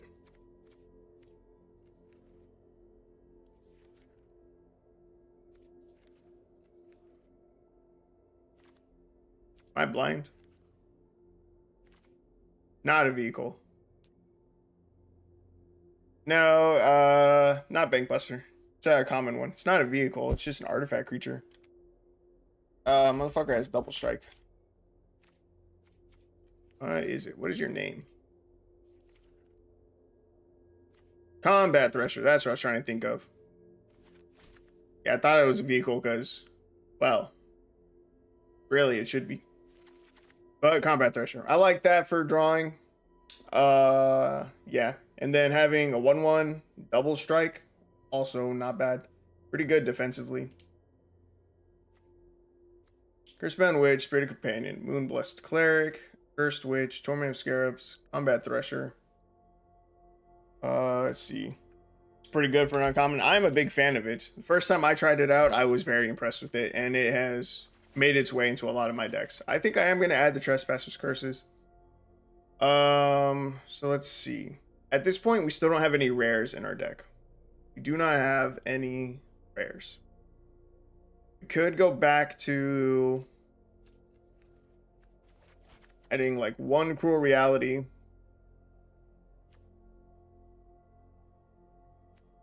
We could add one Overwhelming Splendor now. We could go super top heavy with the curses, since we are going to run white. And then we could run like probably two Curse of Leeches. I know I talked about the mirror. The mirror would maybe be a one of, actually. I could cut out one. I could drop one Curse of Leeches and add in one Mirage Mirror. Does it really help to double up one of our enchantments, though? That's the real question. Getting a second Cruel Reality, pretty good. Getting a second Overwhelming Splendor doesn't really do anything. And I guess doubling up our other curses are not bad either. I'm going to try the one Mirage Mirror. One Mirage Mirror, Cruel Reality, an Overwhelming Splendor, and one Curse of Leeches. This leaves 4 card slots open for us. And I think that'll just go to removal. I add 2 destroy spells into the deck. The most consistent one that we can run is Infernal Grasp. And then we'll go with 2 exile effects from white. Probably Borrowed Time. Also just really consistent.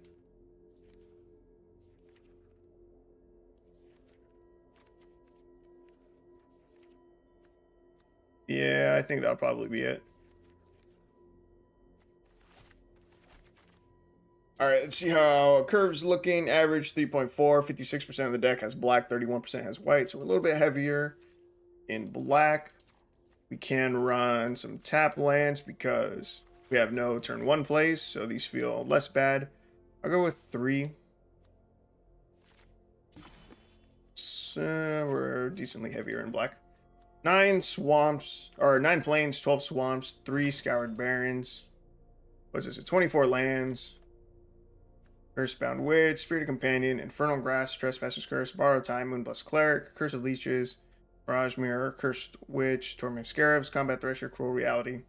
Hitting the 7 and 8 mana for these 2 curses might be a bit of a struggle.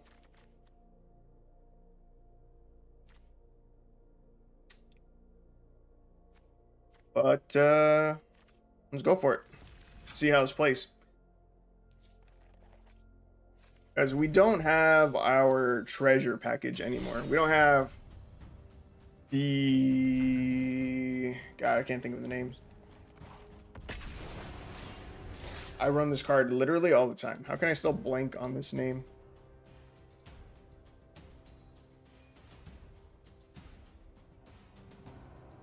Shambling Gas. We don't have the Shambling Gas Deadly Dispute combo in our deck anymore. And that would make it a lot easier to hit that 7 and 8 mana. But I'm hoping that all the draw that we have between the Spirited Companions and the Combat Threshers will just be enough to help get us to that 6, 7, 8 mana range. I definitely like the fact that we have a lot more creatures. Like, Spirited Companion over Deadly Dispute means that we have creature, which is good. And we're not immediately sacking our 1-drop creatures just to get more draw. Alright, opening hand. Looks very mono-black. A little bit suspicious, but I think doable.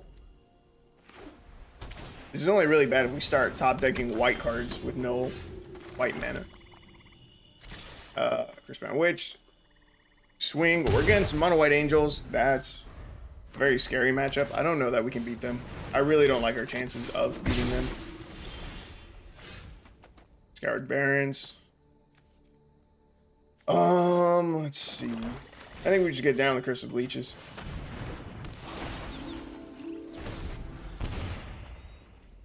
We hope that next turn we top deck another land, and if we do, we can play out our 4-drop. And then turn after that, we can play another 4-drop in the Scoured Barrens at that point. Oh. Feels bad. Okay, too optimistic. It's fine because the Leeching Lurker flips. That's exactly what I was hoping for. It's all calculated. But yeah, we're getting blown out the fucking water though. We don't have any of our removal spells. Fucking hate mono white angels. So boring. Really don't have to be good to play the deck. Can't even build it wrong, dude. I don't know how you would. Just look up the word angel. Yeah, boop, done. Done. Mono white angels. So boring. So basic. I don't know how people have fun running that deck. They never even try to innovate. They never try to do anything different. They never try to be cool.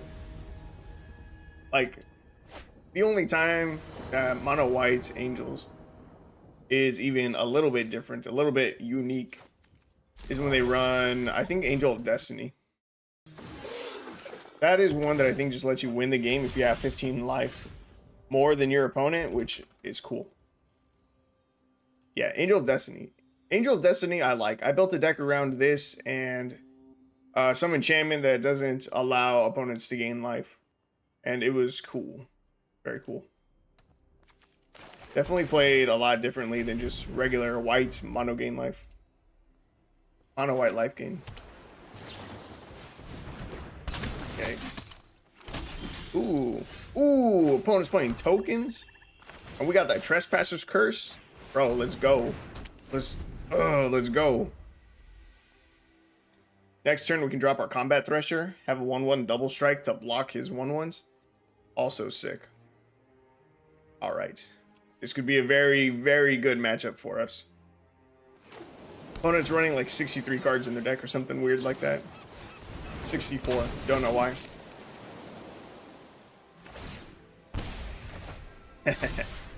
Yes, take the damage.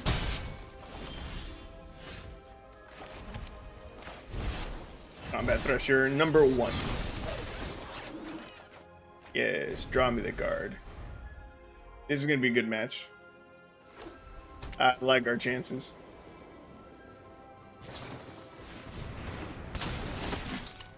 Yes, take the damage. Take the damage. It was Torment Scarabs do for us. Being enchanted players upkeep, that player loses 3 life unless they sack an online permanent or discard a card. Not super great. They will have plenty of things to sack to that. We get down another Combat Thresher.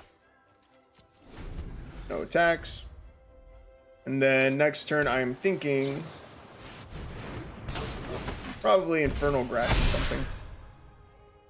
3/3 flash. When it enters the battlefield, put a +1/+1 counter on each other soldier you control. It's bad. Prevent all damage that would be dealt to other attacking soldiers you control. Bro, what? It's so dumb.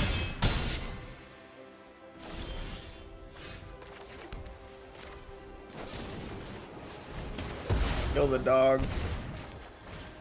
Get down to Moonblessed Cleric.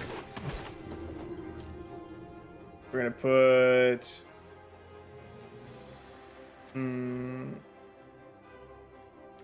honestly, I think a Trespasser's Curse on top. No attacks. Oh, come on, man. Don't have another dog. Just worse than the dog. At the beginning of combat in your turn, choose one that wasn't chosen during your last combat. Up to 1 target soldier perpetually gets +1/+1 against flying. Choose a soldier card in your hand. It perpetually gets +1/+1 against vigilance. Or create a 1/1 colorless soldier artifact creature token. Okay, none of those ruined us immediately. That is good. That is good. Fiver of Orlis. 1 mana, 1/1 first strike. You pay 1 and a white to exile it from graveyard to scry 2. Okay. I respect it. Ooh, the flying feels bad. Flying hurts a lot.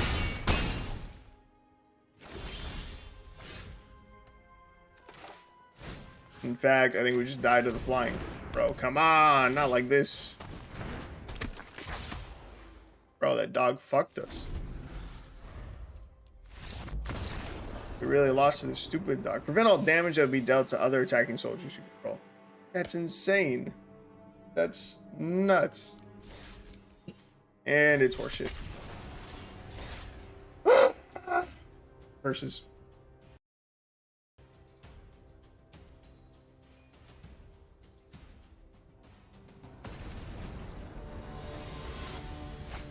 I'm gonna look up curse decks.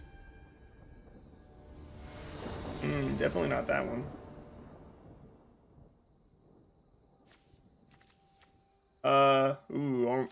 Bro, why do we keep getting the really fucking expensive curses in our opening hand? We got Cruel Reality in our opening hand the past 2 games, and now we have Overwhelming Splendor in our opening hand. We don't want that in our opening hand. Fuck ass game. Let's see. I'm gonna be greedy. I'm gonna ditch the land.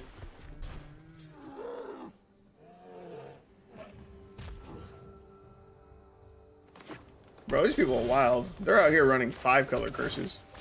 You're doing way too much at that point. You need to chill.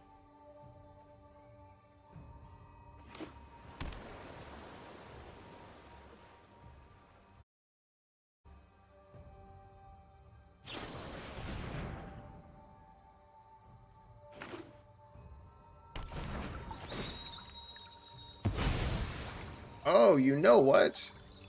I didn't even think about it. Because we're running white and black, we should have access to some other removal spells. I should take a look at those. Let's see. I also played the wrong land, so we're going to Trespasser's Curse. We have more removal options to us that I didn't even think about.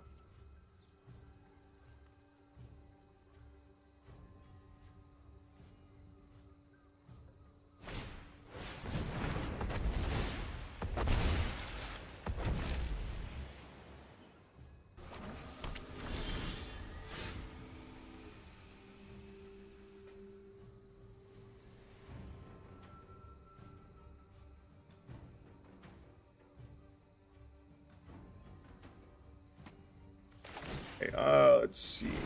Bro, get out of here. 3 mana. We go with the Combat Thresher because we need to draw. Ooh. Let's see. Yeah, there's a bunch of removal spells that I didn't even consider running. Like, we could run a D-Spark in our deck. We can run Final Payment. Fracture. Short target artifact, enchantment, or planeswalker. Mortified. Short target creature or enchantment. Rite of Oblivion. Pretty good one, too. I didn't even think about the fact that we have those options available to us. I also don't know that I like Mirage Mirror. I probably don't. So let's see. Combat Thresher again. Get down to Witch. This is just a lot of mana. You have to pay 2 mana every single turn. It's a lot. A lot of mana. Opponent's playing a Risen Reef deck. This is one of the decks that I wanted to build. Ancient Green Warden. Cool. Growth Spiral. We won't have Fabled Passages in our deck. Kahira. I don't normally see people run that one. Cloudkin Seer is hilarious to be running. Green up base set card. No one runs that.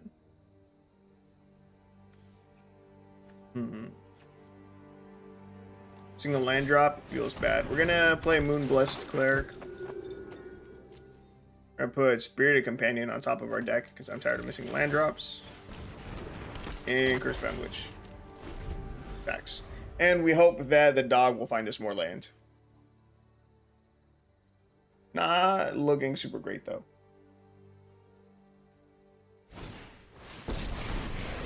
His deck is so hard to figure out on a budget. We need more control.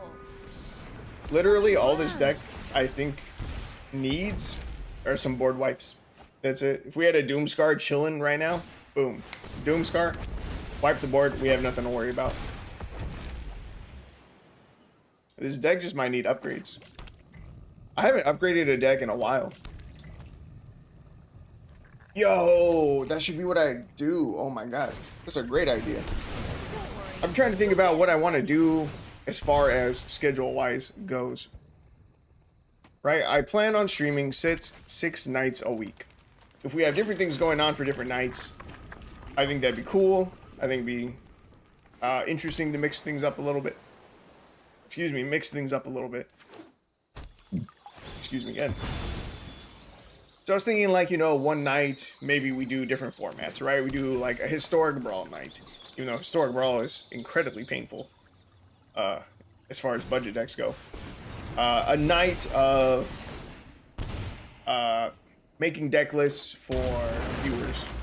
You know, like someone gives me the deck idea, I build it for them. Or maybe fixing viewers' decks. Like maybe they're really struggling with a deck idea and I help them build a deck. I think that'd be a lot of fun too. But one of my days could be upgrading one of our failed decks, or even a few of the failed decks from earlier in the week. All right, Spirit Companion, try to hit our land drop. Didn't work. Trespasser's Curse. Let's see. Our opponent has 20 cards left in the library, no attacks. But yeah, what if I do Monday, Tuesday, Wednesday, do 3 days of my regular budget brews. Whatever doesn't work during the first 3 days, then on Thursday, we go ahead and upgrade some of them. Like this deck. It's super not working. It's a failed deck. I would not recommend someone waste wildcards on this deck. So maybe on Thursday, this becomes a deck that we upgrade. We go up to 8 rares. We double the amount of rares. We see if that makes enough of a difference to make the deck viable. Then, let's see. That leaves Friday, Saturday. Again, those could be like Historic Brawl days. Or one of those days could be Historic Brawl. One day could be fixing other things, you know. Something like that. It's tough. It's a little bit hard to plan this out because, like, you don't really know how well the decks are going to do, and that kind of affects the rest of the schedule. Because I was thinking 2 days in a row of Historic Brawl, because Historic Brawl, 1, takes forever to build the decks, and 2, they're really hard to do them well on a budget. So that second day gives me a day to fix whatever wasn't working day 1. But what if on day 1 it just works? What if on day 1 we just make a deck and it's really good, and then day 2 I guess we try to make another deck, I guess? I don't know. Alright, this deck though, I'm gonna mark it down as failed. And then yeah, maybe we'll try to upgrade it a different night. But for now, we're gonna move on. We're gonna move on to a different deck. Okay, honestly, a Risen Reef deck. That was the next one that I had listed down. And our opponent just gave us a deck list, so that's pretty sick. We're gonna take a lot of inspiration from that match that we just lost. I may also Google it.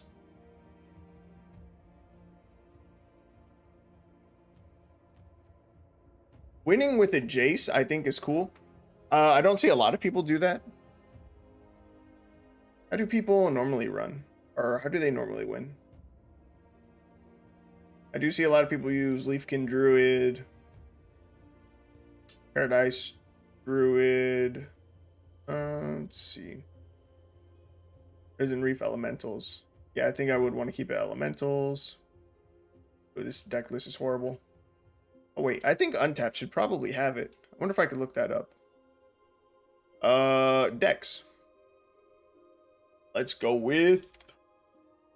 I wonder if Risen Reef would just come up. I didn't think so.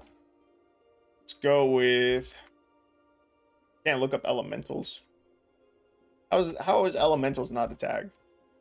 How would I look this up? What colors do they normally run? All 5 colors? I don't think so. Teamer, more than likely. This is standard best of 1. That's not helpful. I need historic. Let's see. Let's go previous meta. Let's go top teamer decks. Where?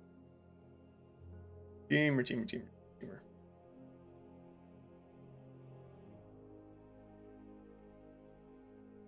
All right. Let's see. The top teamer deck. Gates. Not what we're looking for. Oh, actually, I think I need a Gates deck list anyway. I might have to come back to this. Maybe, actually, I think I do have a Gates list using Scape Shift. I do. Not the greatest. Trying to be a little bit more cheesy. Trying to cheese people out with the Scape Shift. Be different. Be cool.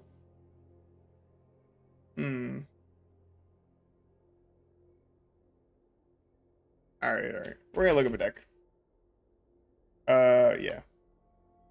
Risen Reef deck. Let's see.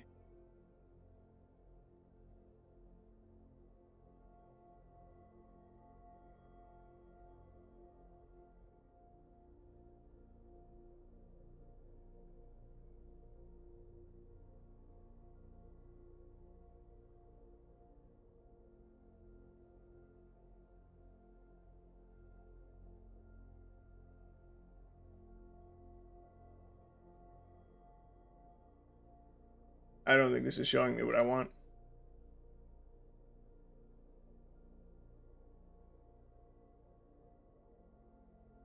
Bro, I play against the deck all the time. It cannot be this hard to find a deck list for it. Let's see. Lands, whatever. Spells. Chandra, Finale. Duplicates, Tameo, Cloud Concealer, Healer of the Glade. I do see a lot of people who use that. Leafkin Druid, Anor Elves, Mirror Image, Omnath. Omnath necessary?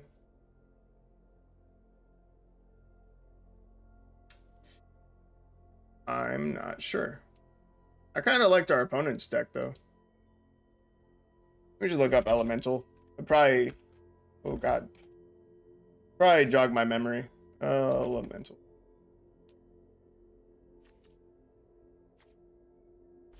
Bro, this is an arena base set card. How in the fuck am I missing one? Literally the first card you get in the game. That's stupid. I shouldn't have to craft one of those right now.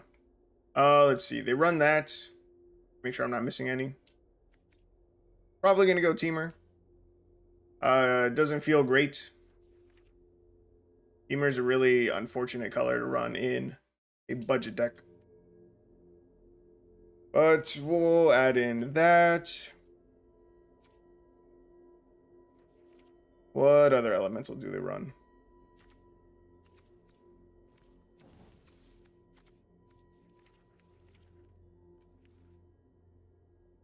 None of these in red. And none of those. I think our opponent just used a Chandra, didn't they? Grade 2, 1/1 red elemental creature tokens. They gain haste, sack them to being the next end step. I don't know if that's super necessary for us. I have seen people use this one, Scampering Scorcher. I don't remember if they used it in a mono red aggro or mono red token deck, or if it was used with Risen Reef. What's the wording on Risen Reef? Let's probably read it. Whenever Risen Reef or another elemental enters the battlefield under control, look at the top card of your library. If it's a land, you may put it onto the battlefield tapped. If you don't, put the card onto the battlefield, put it into your hand. Okay, so you see, I can understand why people would want to run this then. That's 4 mana, get 3 Risen Reef triggers. That's pretty sick. The Chandra that we saw too. That 0 mana or the 0 loyalty ability also gets you 2 triggers. It's pretty good. So those might end up making it. Healer of the Glade, I definitely like it. Definitely makes me feel safer gaining that 3 life. And that card is mad annoying. Like, super annoying. Thiefkin Druid. This is also... Isn't this an arena base set card too? I know that one says M20, but I could have sworn it was a base set card.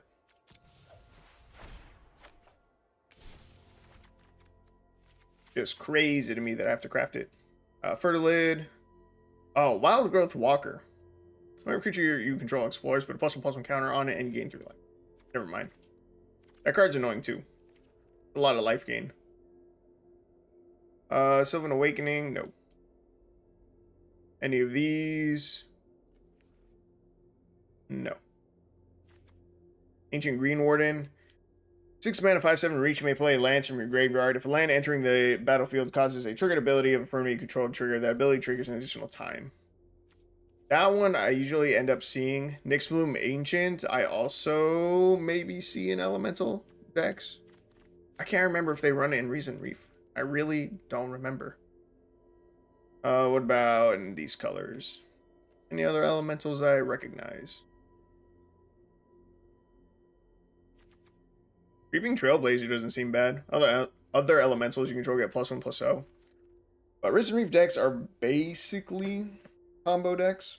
We're definitely still missing an Omnath.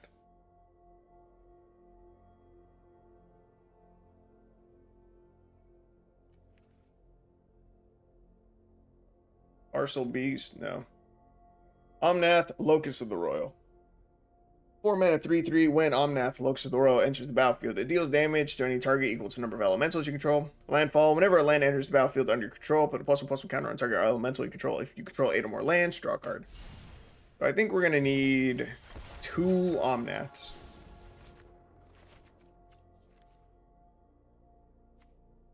Wait, did it need to be Omnath, Locust of Creation? This enters the battlefield, draw a card. Landfall. Whenever a land enters the battlefield under control, you gain 4 life. If this is the first time this ability has resolved this turn. If it's the second time, add 4 mana. If it's the third, deal 4 damage to each opponent and each planeswalker you don't control. I'm pretty sure Locust of the Royal is the one that we want. Pretty sure it's the one our opponent just used as well. I kind of like their idea of using the Jace. It's from today. Oh, this is Brawl. Yeah, 0-3. Feels good. Let's see this guy. Elk Droppings. Okay, so it is Locust of the Royal. Cloud Concealer. Did I add that to the deck already? I don't remember. A lot of rares in the mana base. This is to be expected. Growth Spiral. That's a good card. Jace.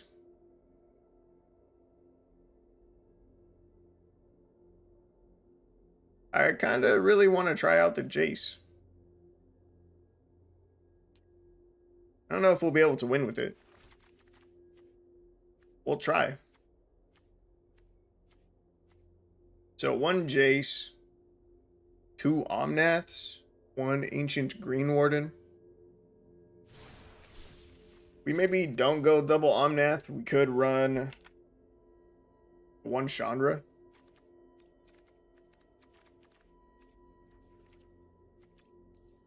Do I not have it? Acolyte of Flame. I'm gonna try the 1 Chandra. Then the opponent also used Growth Spiral. That's a good idea.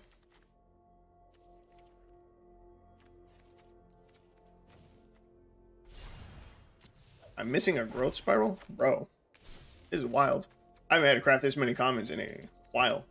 I mean, I've got a fuck ton of wild cards, so I'm not worried about it. It just surprises me that I'm missing this many commons.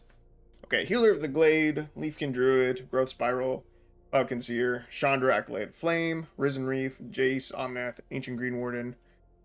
What else do we need? What else do we run? Probably more mana fixing.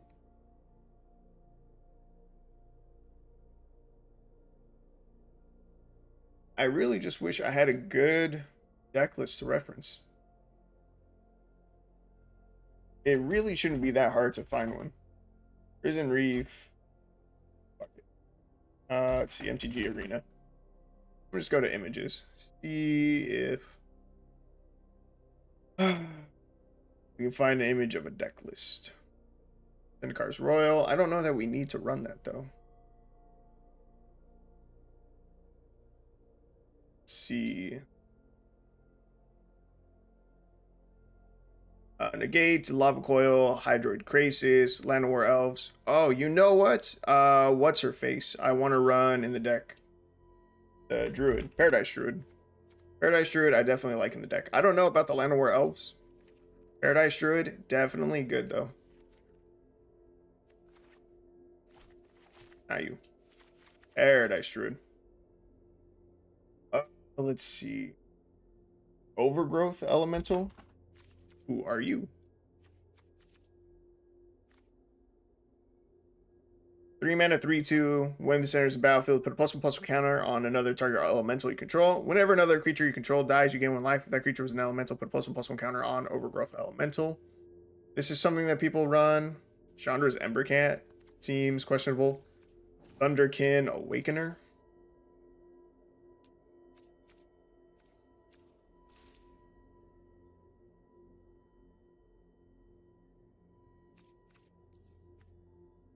Thunderkin Awakener. It's a rare, so we don't need it.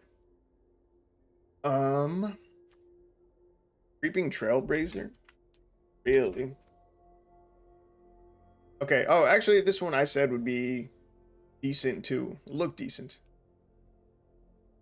But at this point, we don't have removal yet. Lava Coils seem decent for the deck. Negate doesn't seem bad. Ooh, they normally do run Nissa, don't they? Nissa Who Shakes the World. Whenever you tap a forest for mana, add an additional green. It's not as great in our deck. They can normally run it because they'll be running a bunch of dual lands that count as forests as well, like Stomping Ground, Breeding Pool. That makes this Nissa a lot better. For us, not as good. So we're not going to run Nissa. Can't run Cavalier of Thorns. I feel like we're just missing something.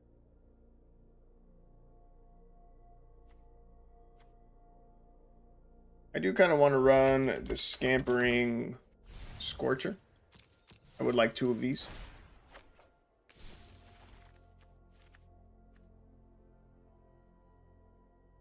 removal seems good. They chose Lava Coil. I'm not opposed to it.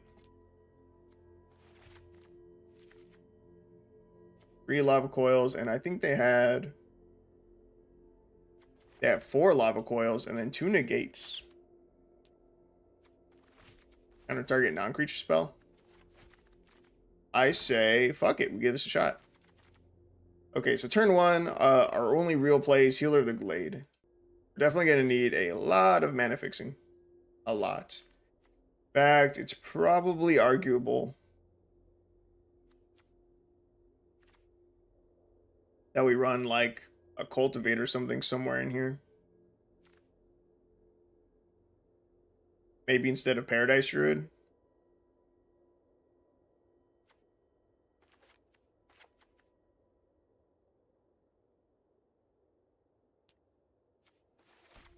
Yeah, I want to see Cultivate in here.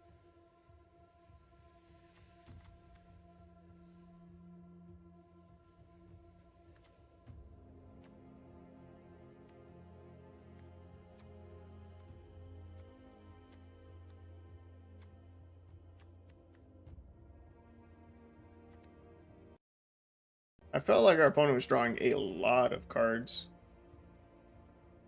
Omnath really enough?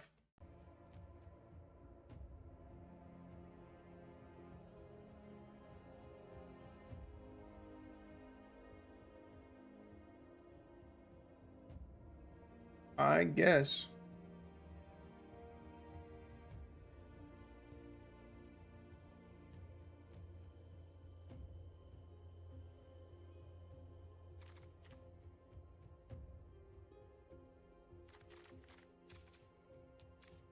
Okay, let's take a look at mana base.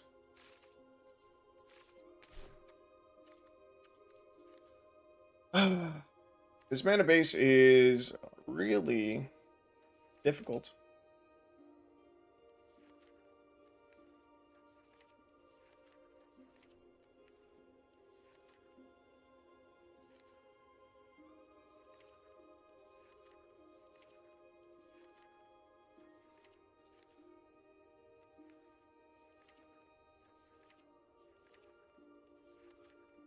I think we're going to have to run Involving Wilds, which I really don't like running, but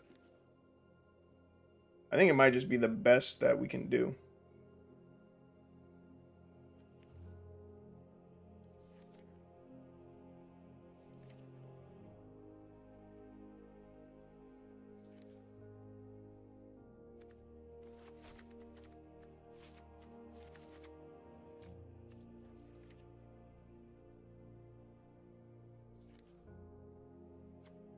See, I would like to run Capenna lands, but Capenna doesn't have a land in Teamer colors, which is a big bummer. Big bummer. You could try running some of the Thriving cards, like Thriving Isle or something. Also kind of just mid. Can't run Fabled Passage. Feels bad.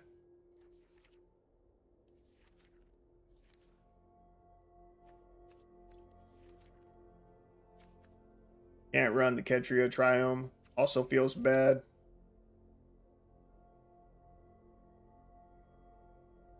We could run some of the Guild Gates. That would help us with fixing just a little bit. I don't want to be super heavy in those either. Because then we just have nothing but tapped lands. We'll always be playing on a super ugly and off weird curve.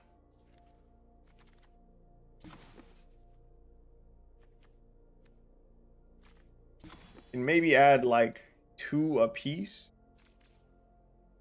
Let me take a look at the gates. Maybe not even 2 apiece.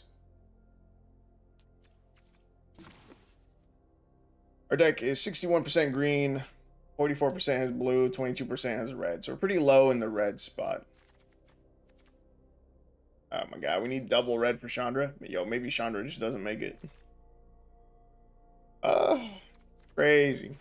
Okay, what if I cut one of each of these? We add 1 gate of every color, an Izzet 1, a Gruul 1, and a Simic 1. Fuck it. Just call it there.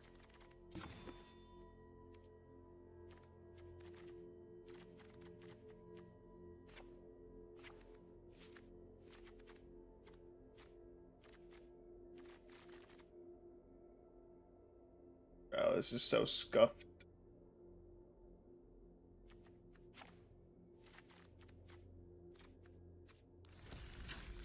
We're gonna try it out. I don't think it's gonna work.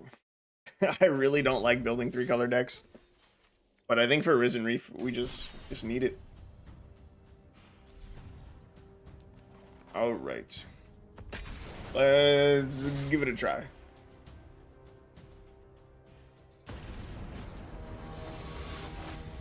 The deck should just be good.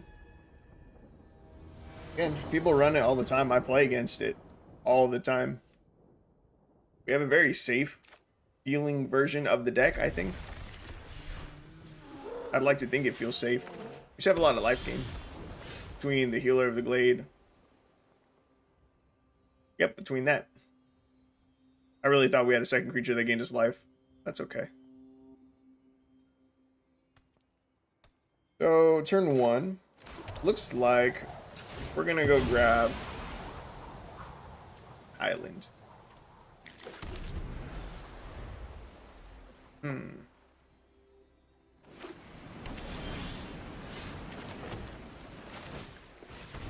Deepkin Druid. Cool.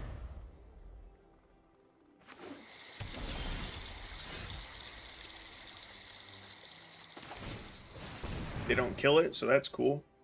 They probably counter this Risen Reef though. That would feel bad. Absorb energy.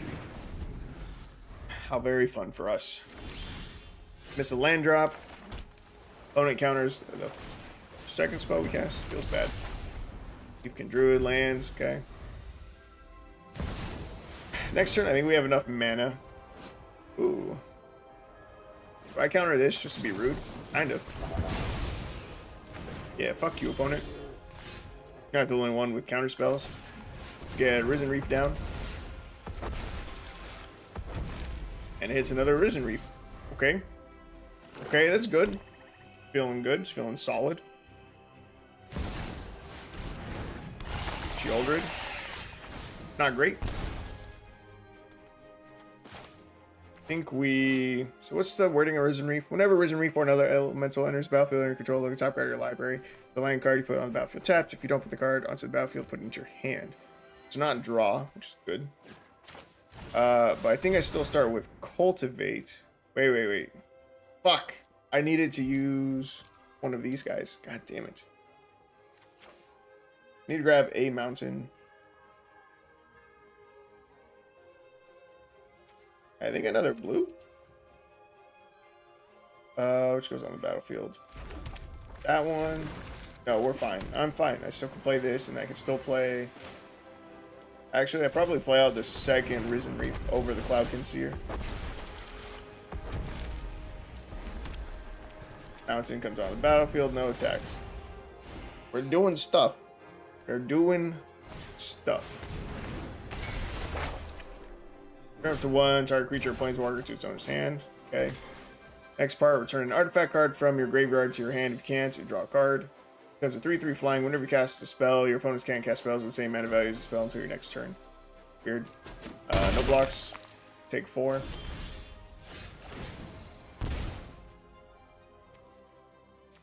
Let's see. Let's get a Cloud Conceer down. Get us lots of land. Take action. Solve.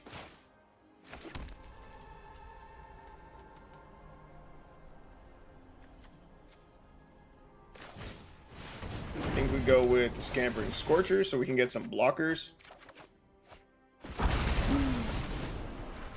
Oh my. Oh my, so much value. So much value. So much value. This is nuts. It's no wonder people run this card. Or run this deck. Okay. So I honestly think I get rid of the growth spirals because I don't want to draw additional cards with Shieldred out in the field. Yo, where's my Healer of the Glade? I need you, homeboy. Damn, I could have sworn there was a card that said whenever...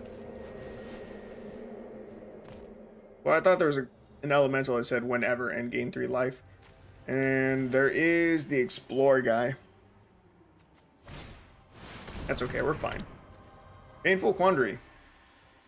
Or maybe not as fine. What's the wording on this? Unless they discard a card. Okay. Draw. Solve. So, what do we do? Honestly, I could just kill Gildred. Seems pretty good. Solve. I will discard Leafkin Druid.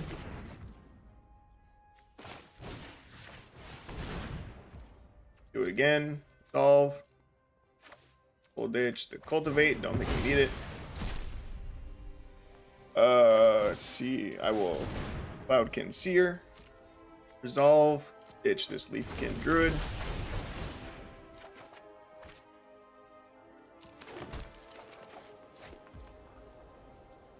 I can Growth Spiral here. Ditch the Evolving Wilds.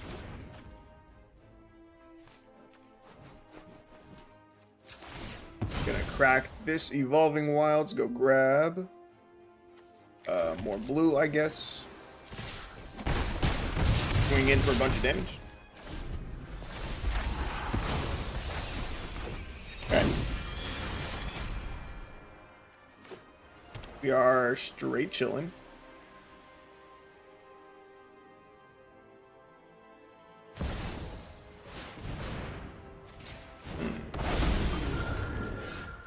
Cannot cast a 6-drop. 6/6 Flying Ward 3. When it dies, choose one. Choose one. Return any number of target non-land permanents with total mana value 6 or less to their owner's hands. Mill 6 cards and return up to 2 instant and or sorcery cards from your graveyard to your hand. How much is that ward? Ward 3? Not that bad. I think I'm going to try for the Scampering Scorcher. We're going to get rid of the Lava Boil. I wonder if we're supposed to be running more than 24 lands in this deck. Big action. How many cards are we at? 19? Ooh. Healer of the Glade. Get this down. I will ditch a Cloudkin Seer. Gain some life. Cool. We get down another Healer of the Glade. I will discard the Cultivate. We're down to 16 cards in hand. Action. Action. We're down to 14 cards in hand. This, we can make ourselves mill 2.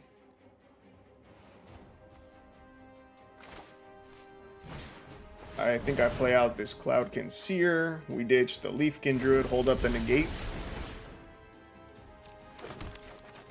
I need to draw something though. Good. Ooh, Ancient Green Warden.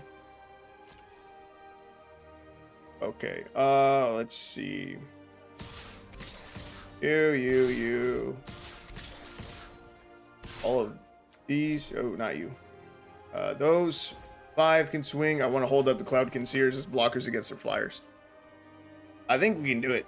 I think we can win with Jace. We're pretty close. Next turn we can get down the Ancient Green Warden. 5/7 reach. You may play lands from your graveyard. If a land entering the battlefield causes a triggered ability with permanent control the trigger, the ability triggers an additional time. It does not affect our current board state. Ancient Green Warden, I think, is only good with Omnath. Woo! Oh my. Let's go ahead and negate that. Ditch the Cultivate. Hey, yo. They tried a Cyclonic Rift. Ooh, that's wild. Crazy. Okay, Ancient Green Warden. That'll go down.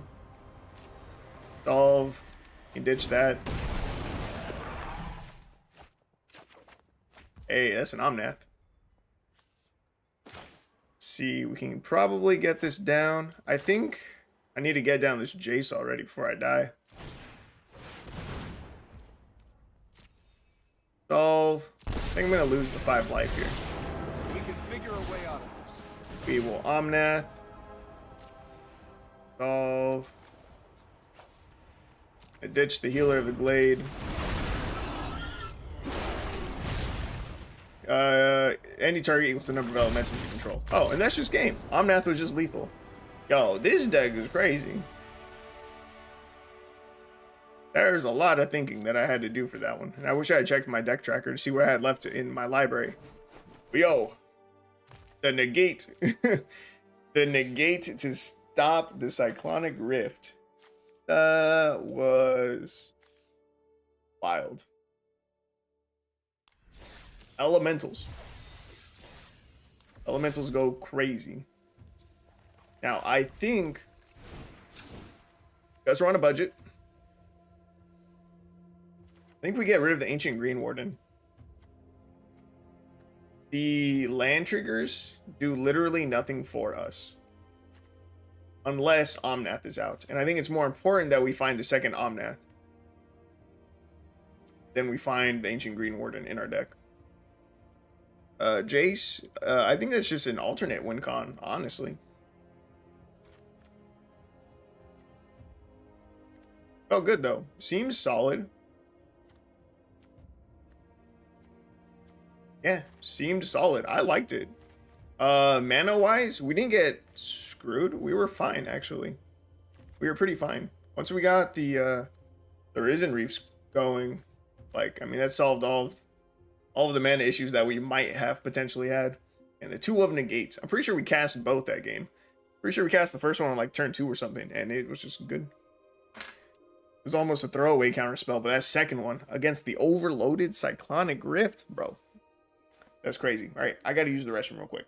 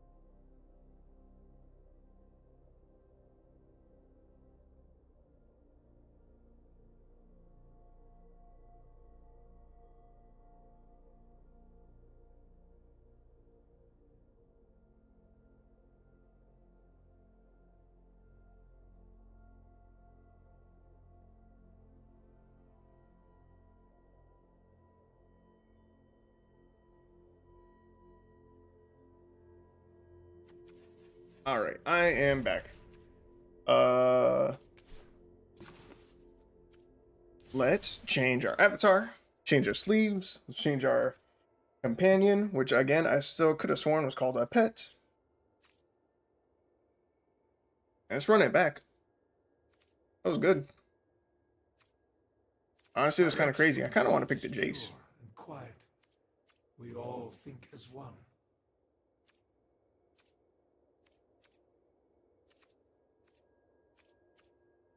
Yeah, we're gonna pick the Jace.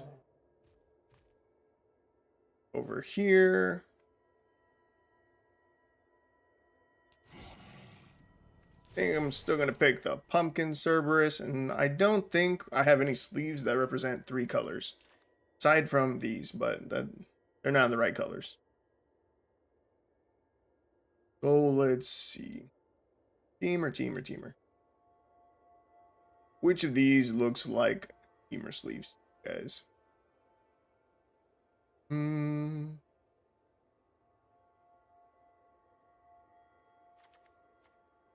of the weird ones. Technically, that one does have the colors we're looking for. And do I have no good elemental sleeves? Kind of disappointing. And these ones look dope as hell. This one in particular, the Obscura one, looks dope. I like that one a lot. Not what we're looking for, though.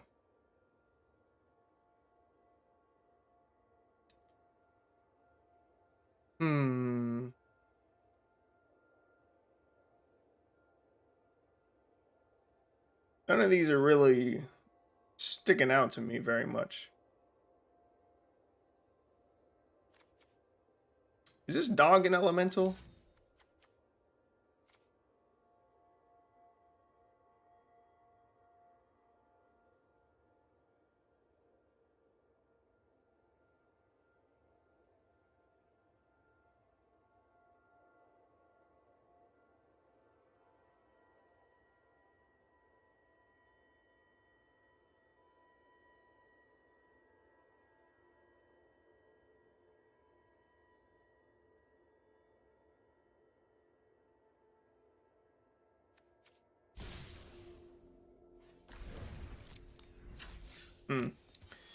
Kind of funky picks, but so be it. Let's hop into a different game. Let's see how this goes.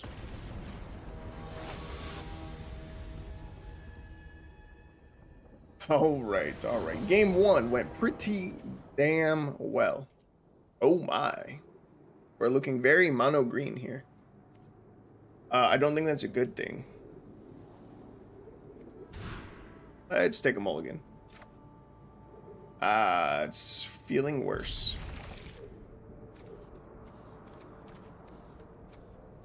Red is the hardest color for us to find in our deck, right? The negate is least likely to be useful. Alright. Well, let's hope we find an island. Need that blue source real quick. I'm still not finding it. Concerning. Are they going to cut down the Leafkin Druid? Fatal Push. Should have expected that. Fatal Push is just a lot more common in Historic. Oh, this is real bad. Kitchen 0. 2/2 lifelink. Damages are removed from creatures your opponent's control during cleanup steps. It's very rude. Really fucked up card.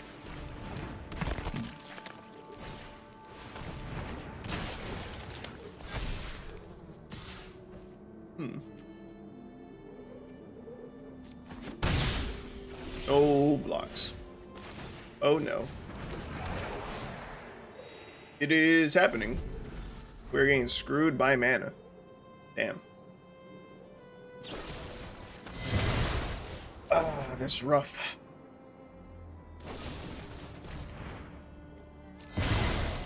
Jesus, dude. Chill on the removal. What's that? 3 fatal pushes? Bro, get the fuck out of here. That is horseshit. Ah, Simic Guildgates, you were late. You may have been much too late. That's like a lot of damage. Yeah, we just lose. Sick. Alright, maybe we need to take a look at our mana base. it seems pretty important that we find blue mana. It's not at all what I was trying to click on.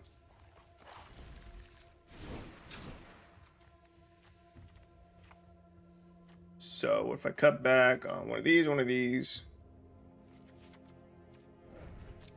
run 3 Simic Guild Gates. Let's give this another try. Damn, game 1 went so well too. But if we had mulligan down to 5, I think there's no shot that we win. And our opponent had triple fatal push off the top, bro. That's crazy. That Patient Zero, also a really nasty card. It's one of the rudest cards I think I've ever seen. And I forget that it exists because no one runs it. But it's mad disrespectful. If no one's ever seen that card before. Man, lucky you. Okay. This is... Oh man, this is really slow, but it'll work. Turn 1, Simic Guild Gate. Turn 2, whatever. Won't be able to Lava Coil on 2, which is a bummer. But on turn 3, we can cultivate and grab our red source. So we're chilling. I would prefer to not top deck any more lands. Thank you. But mana definitely won't be an issue this game. One played Memorial to Glory. They can sack it to create 2 1/1s. Probably mono white tokens, I would suspect. I don't know what our matchups are like. I really don't know. I think aggro decks are probably bad. Right? Probably a bad matchup for us. They just rush us down. Healer of the Glade. Big fan. Big fan of that card. I wonder if I just Healer of the Glade right now. They have Resolute Reinforcements. Bet you $3 they flash it in right now. $3. $3. Resolute Reinforcements or Raise the Alarm. But I'm still betting on Resolute. Resolute?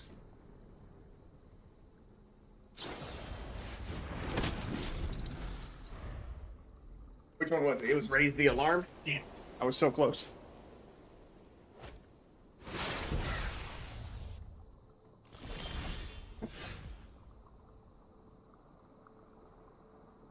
I still called it. This, I don't know what this is. If this is a Doomscar, that's really weird. What other white Foretell cards are there?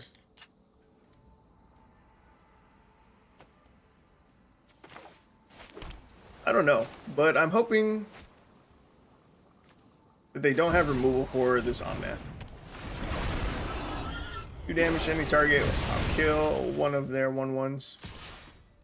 I'll swing with Healer of the Glade just because. And now I just, I really hope that Omnath lives. They're getting these landfall triggers. Do not Doomscar me. Ain't no fucking way you're running Doomscar when you're a token deck, right? Hey, Elspeth. Quest is not over. That's fine. Heroes, rally to me. I didn't know this card had escape. That's kind of cool. Okay, so Omnath, landfall, +1/+1 counter on target elemental you control if you control 8 or more lands, you draw a card. Okay, we're pretty far from 8.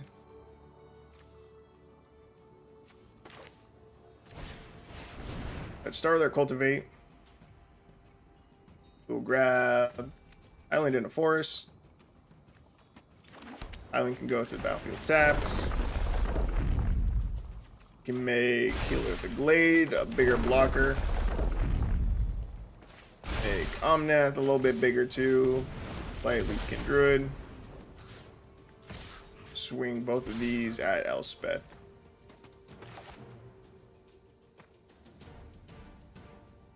Maybe it was greedy of me to play Omnath so early. We do only have 2. And it doesn't provide that much value. You will meet my Not this early in the game, not when we've pretty much done nothing.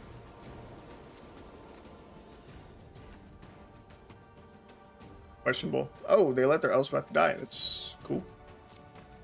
It's cool with me. Yeah, I gotta look up what other Foretell cards there are in white. I want to say there's one that makes an angel.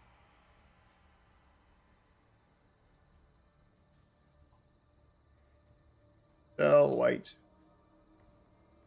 These are the white cards that have Foretell. Could be Starnheim Unleashed. Could be Shepherd of the Cosmos. Could be a Warhorn Blast. That would be wild. Creatures you control get +2/+1 until end of turn. That could be fun for tokens.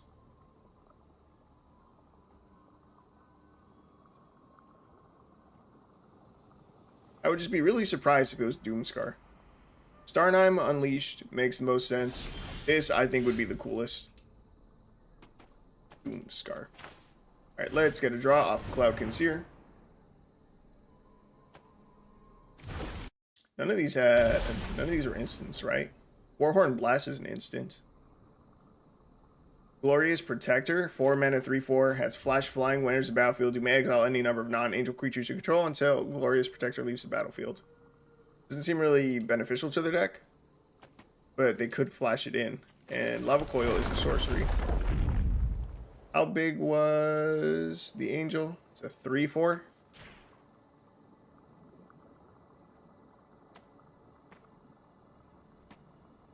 If I target Omnath,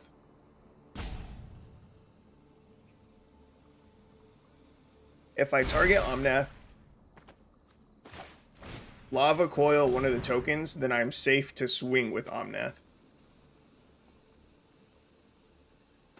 I'm probably also really overthinking this. More than likely, the reason they have priority is because they have another Raise the Alarm or whatever.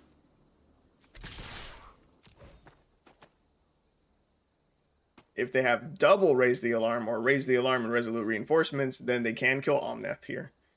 So maybe it wasn't worth swinging still. I really don't know.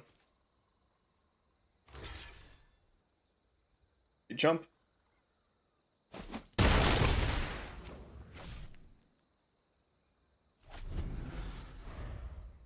And they do nothing. Weird. Is it Memorial to Glory?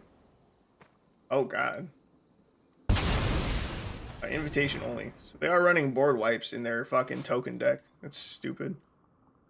I forgot about the Memorial to Glory. That could have been holding their priority the whole time too. I was really overthinking that. That's a bummer. We haven't seen Risen Reef yet.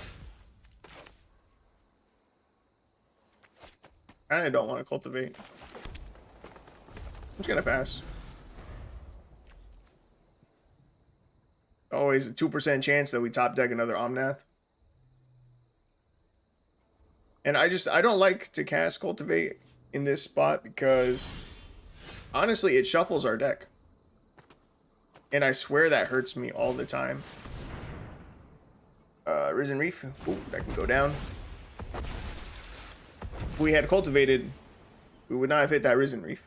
I know you think I'm crazy, and it is by chance. But I'm telling you, I swear when I'm trying to dig for a certain card, the more I shuffle, well, I mean, that's just how it works. The more you're looking for a specific card, the more times you shuffle. Honestly, just the less likely it is that you're going to find that card. We can cultivate this time now. Yeah, I think it's the Memorial to Glory that's just holding their priority. Grab Island. And the mountain is fine.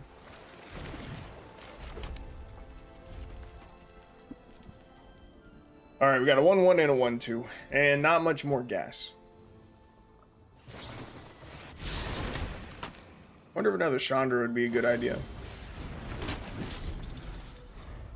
I like the idea of Jace. I do. Oh, okay. See? That's a lot of tokens. One of these was their Foretell card, wasn't it? Oh no, they still have it. Ram's Expertise, create 3 1/1 colorless servo artifact creature tokens. You may cast a spell with mana value 3 or less from your hand without paying its mana cost. Raise the Alarm, rally for Throne. Okay. Ooh, another Risen Reef. Good top deck. Very good top deck. Lava Coil, cool. Not super great.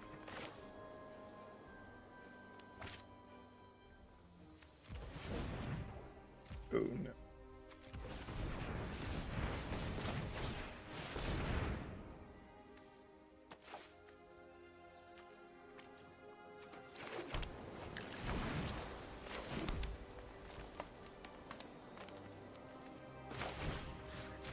Kill that.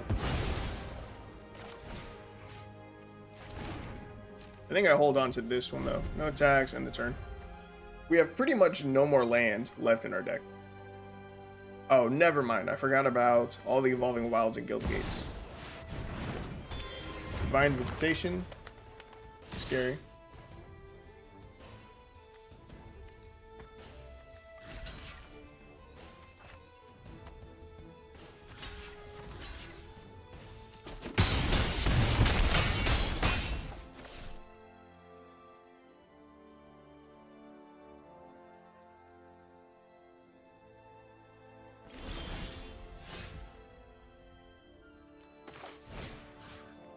Another lava coil.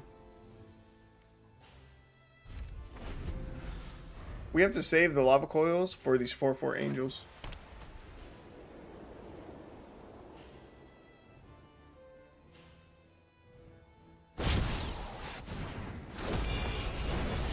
Star and I'm unleashed. Yeah, I think we lose. Just ain't got no gas. Growth Spiral? Maybe. Please? Another Risen Reef? Pretty good. Pretty good. Pretty cool. Do another Growth Spiral. Cloud Conceer. Alright, I think it's first. Let's Lava Coil one of these. Let's Lava Coil another one of these. Growth Spiral, or we can Cloud Conceer. I think we go with the Cloud Conceer. More likely to hit lands for the Risen Reefs. Get that out of the way. No attacks. Alright, we're not dead yet. We have a blocker for the last 4/4. Not bad, not bad. Damn. If we had 1 mana left for that negate, bro, that would have been so good right there.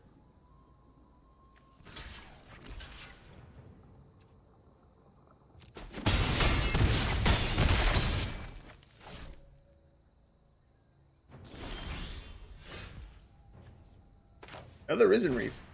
Alright, let's see what we can do. We find the Omnath. Ooh, my. It's pretty good. Omnath's pretty good. So we got to save 4 mana for Omnath. That leaves us 8 mana to play with. Let's get down a Leafkin Druid.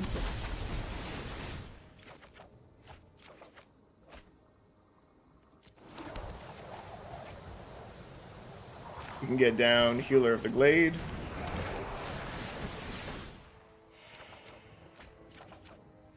I think this is it. I think we have to like go for the win right here, right? I don't know that we can though. Yeah, you still need 4 mana for Omnath. I wish I could just set that mana aside. That leaves us 5 mana left. Want to get down the Chandra. Create the 2/1/1s. I'm totally the best pyromancy student. Say hi to my The cards we have left in our grave or in our library, 10. Wait, did we just die? No. Wait, can we win with Jace?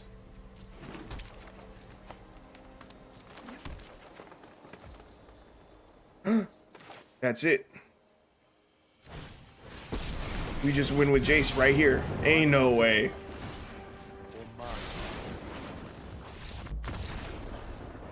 Yo, let's go with the Jace. That's what I'm talking about. Yo, that was crazy. We had to win that turn. We had to, and we fucking did. That's so crazy.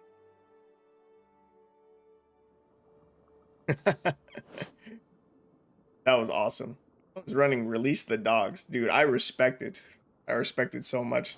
I didn't even know that card existed. That's how much no one runs it. I can't believe we pulled that off. The Jace. The Jace is crazy. The Self-Mill Elementals. That's wild.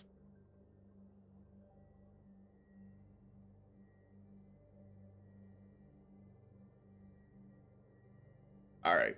I am convinced. I think the deck is just done already.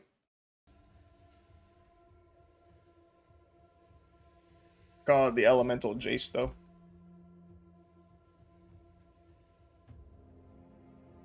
Elemental Jace. Done. Good. Satisfied. Will played 3 games. Went 2-1, but both of those wins were very satisfying.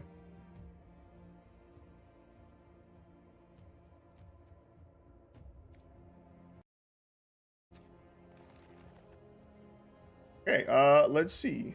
I had an idea for another teamer deck. What was it going to be, though?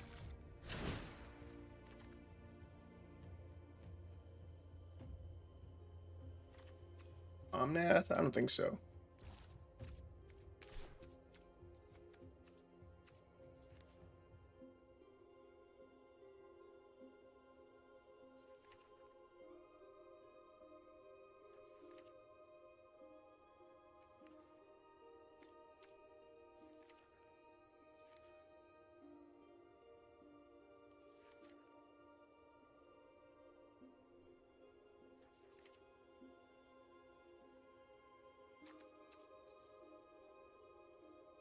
Oh, wait a minute. It was... Oh, it was Gates. Do I have a Gates deck already? I'm certain that I do, and it's using Scape Shift. Is that the best way to run the deck? Probably not. Grab Shift is hilarious. Is that on my list? I feel like I don't remember putting that in. It is. Okay. Gates, Gates, Gates, Gates. Fractal Fling, hilarious. Gates, Gates, Gates, Gates, Gates, Gates, Gates, Gates, Gates, Gates, Gates. Scape Shift Gates. Okay, I do have it. This is definitely not how I would recommend anyone else build this deck. Wow, the Ranging Raptors. That's crazy. That's wild. This is a very wild version of this deck.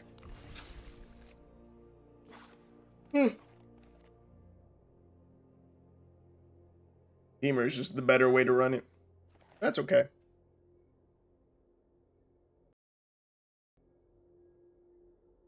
Oh, Elementals, done. +1/+1 counter with Selesnya. Bro, this is crazy. 51, 2, 3, 4, 5, 6, 7, 8, 9, 60.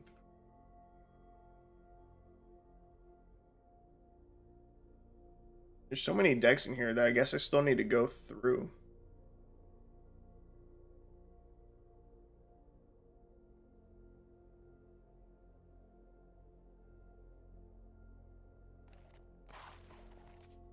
This doesn't need to be here.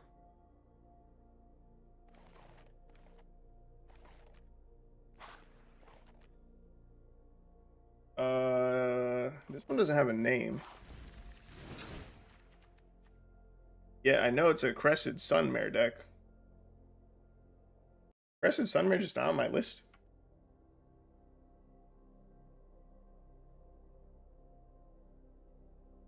Crested Sunmare is not on my list. That's surprising. Could be. What about Soul Herder? Soul Herder is also not on the list, but definitely should be. Engine of War deck. Is this on my list? Nope.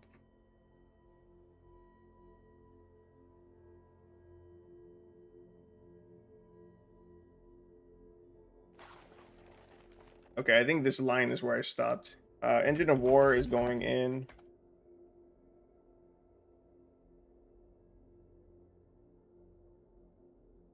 Urza Vehicles was a very weird one, but I am down to leave it in. Decayed Poppet. Decayed Poppet goes crazy. Decayed Poppet has to be on my list already. Nope. Damn.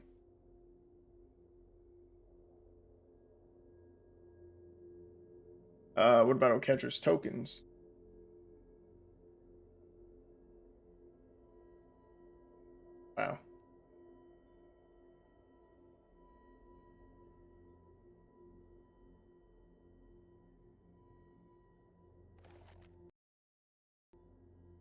about Ralph's Zombies? That's in. What about Grinning Geyser? Grinning Geyser's in. Okay, so I think I had stopped on this line. Tainted Destiny on the list? Tainted Destiny is an awesome fucking deck. Yep, on the list. Okay, this is just mono red with Chandra. What are my two other rares? Felden. Reckless Impulse for Lightning Strikes. Oh, this is a Kenra Spell Spear deck. Kenra Spell Spear is not the best card to run in mono red. While I think it is super cool, definitely not an optimal card.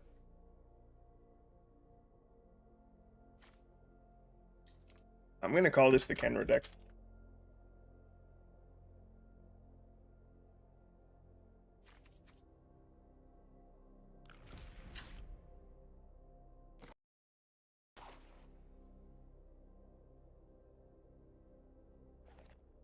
Kenra, let's see this. Is this Mono White Soldiers? Mono White Soldiers.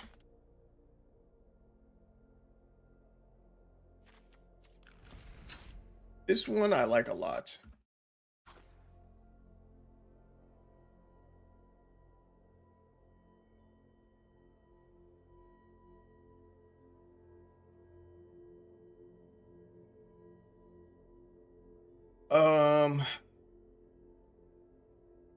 Ixalan 1. I am gonna put Ixalan 1 on the list.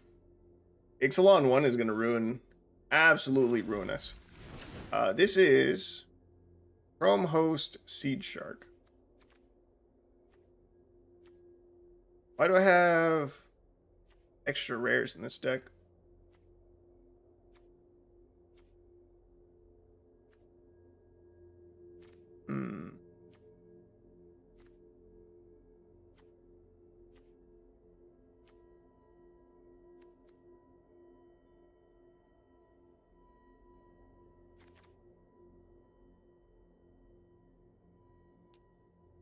Glorious Incubate. I feel like I'm missing a card. That's the card I was trying to think of. I'm not missing it.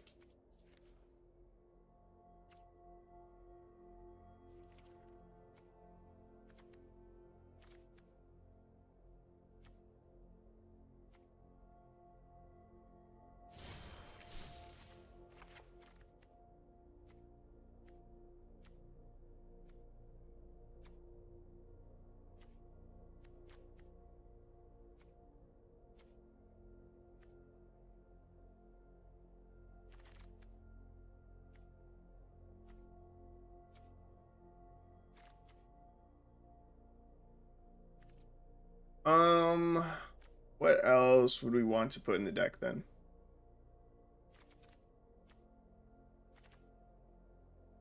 I could just add in a little bit of protection, I guess. What is it? What is it? What is it? What is it? It's the best protection spell in the game.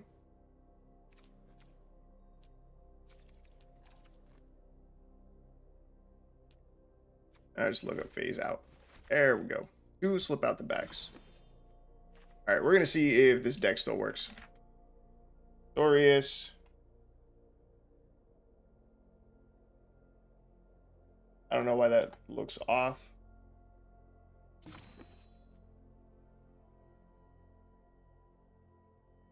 Glorious Incubates. A little bit heavier in blue, but I think we can keep it an even split. Alright, let's see if Azorius Incubate is good. Might not be. It could be why I added more. I love a vehicle deck. Bro.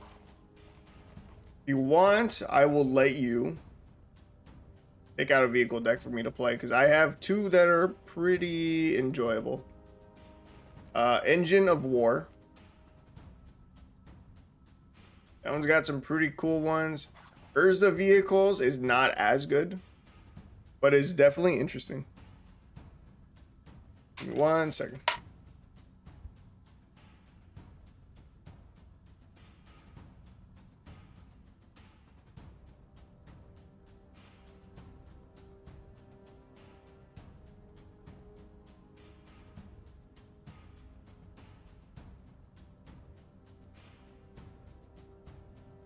is Phyrexian Rebirth on Arena. Name sounds familiar to me.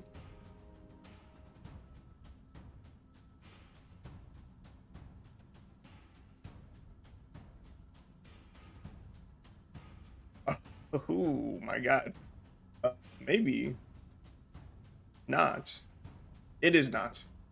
Destroy all creatures, then create an XX colorless Phyrexian Horror artifact creature token. For X the number of creatures destroyed this way. No, we definitely don't. That is a crazy looking card. Alright, we're gonna try out the Azorius Incubate. The closest we have to that is, let's see, all creatures, create an XX. X is the number of creatures destroyed this way. It's a new card. Sunfall. Sunfall is pretty close to that. It'll cost you a little bit of mana, but 5 mana, you exile all creatures, incubate X, where X is the number of creatures. Then you can pay 2 mana, transform an artifact, and it'll have X +1/+1 counters equal to the number of creatures that were exiled, right? So it's very similar. You just have to pay 2 extra mana to get the creature out of it. And it exiles everything instead of just destroying. So that's a little bit of trade-off. I think that's about the closest you could get. Ooh, opening hand. Missing a color feels bad. Keep Fist. Back to Elish Norn. Alright. Not looking too bad. Not looking too bad. Yeah, this deck had 2 extra rares in it. I'm not entirely sure why.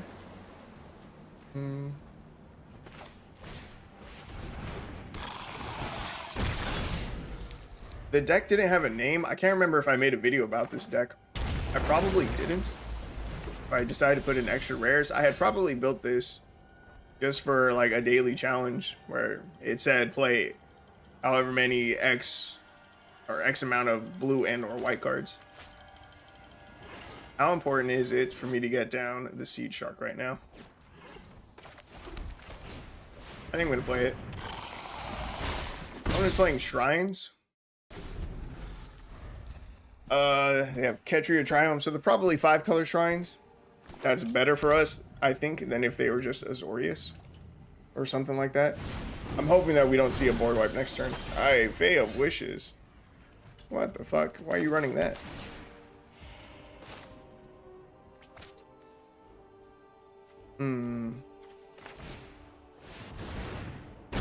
I like Shrines too.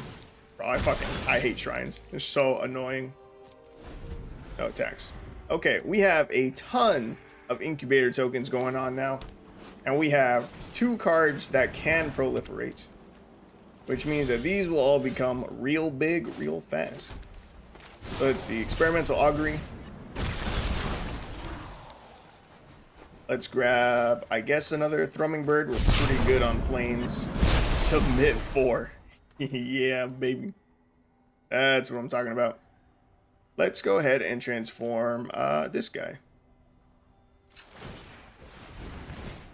That'll be a 6/6. It's pretty good. Swing that at our opponent's face.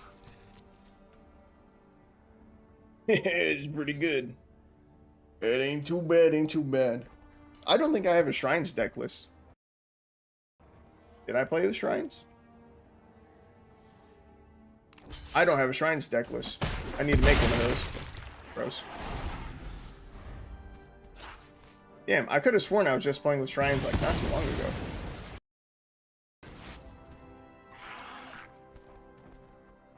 I'm gonna look back at my previous decks on Untapped. I gotta see if I have a Shrines deck. Because I am so certain that I was just playing Shrines the other day.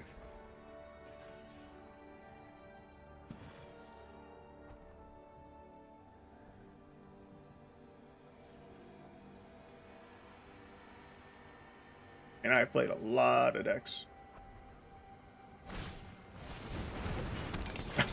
I was. And it was not good.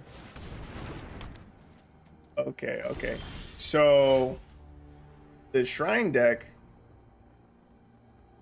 that I was running was because I had seen an opponent run this against me. They were running a Mirror Box deck. So Mirrorbox says the legend rule doesn't apply to permanents you control. Normally, I think of creatures, and that's how most people try to run it. But I saw someone use the Mirrorbox against me with their shrines. So you could get down like double Honden of Infinite Rage, or double Sanctum of Stone Fangs with the Mirrorbox. I might want to revisit that. I bet there's a good way to actually make that deck viable. We're going to activate this. We're going to make this bigger. Oh, we lost our Norn's Inquisitor. Bummer. Oh, damn, we had another one too. I had never considered that, and neither had I. Normally, Mirrorbox is just a really shitty card. It's not good. Rooker, he's normally here in chat, and he absolutely hates that card.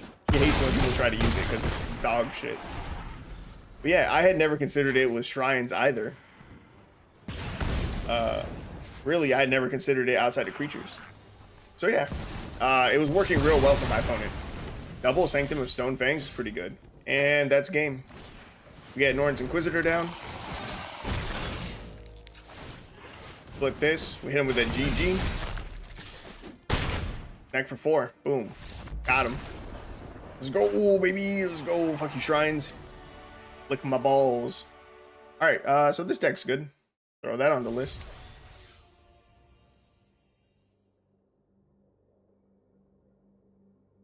Zorius. Incubate. Alright, decks. Alright, let's revisit Shrines. I am down for it. Mirror Box Shrines. Let's see. Okay, so I was running 3 mirror boxes. And then 1 Sanctum of All.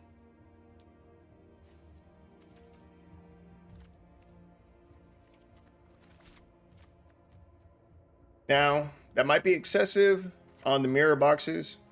It's probably better to run 2 of each. But then the question here becomes, what are the best shrines to run? What of all the shrines, if doubled up, would provide us the most value?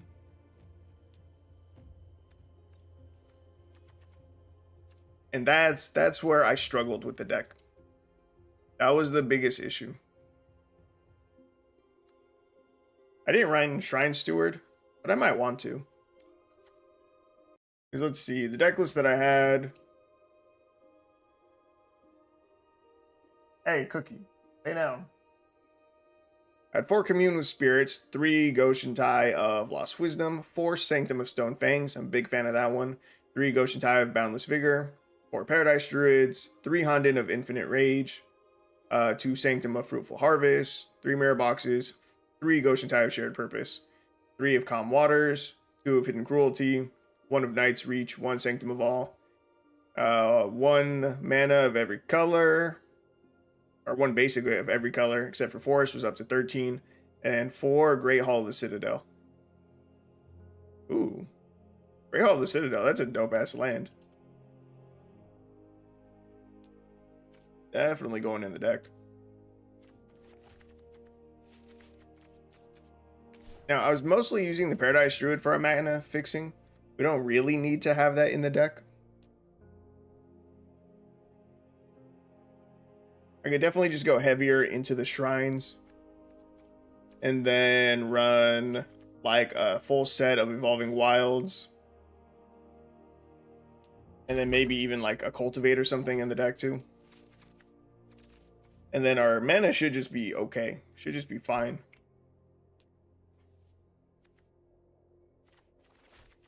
Let's see. Sanctum Stone Fangs. Big fan of it. This one's a big blocker, which I like. This one's sick. Infinite Rage is pretty good. I could run one of these, actually. I don't need the double Sanctum of All. I can run 1 Goshentai of Life's Origin. Run 3 of these.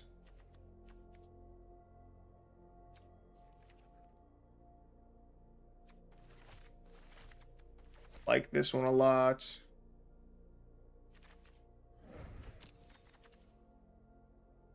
see. Let me see about adding some cultivates in here.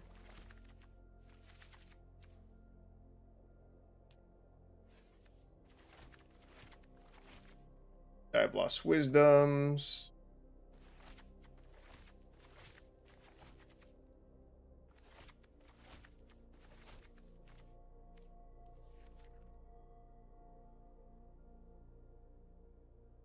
I think this is okay. We don't have Ghost and Tie of Boundless Vigor anywhere in the deck.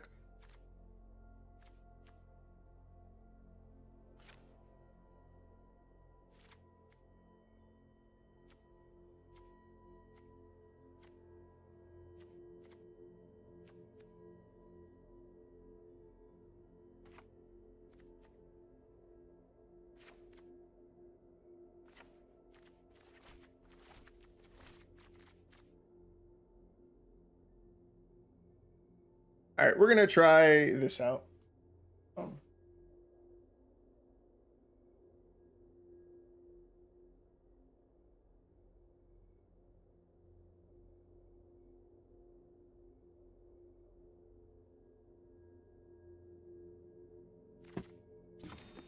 Okay, let's see.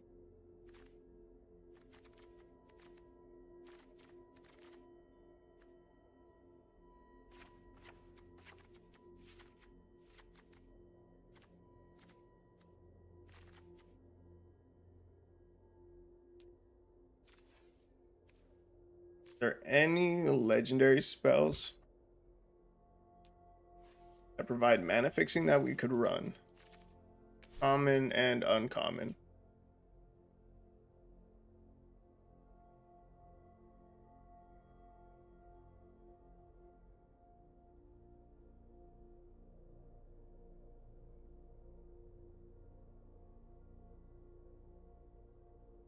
We could run Altar of the Pantheon rather than Cultivates.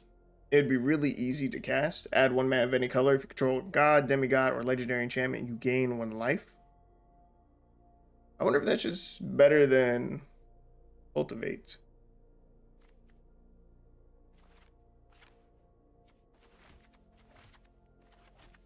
Better.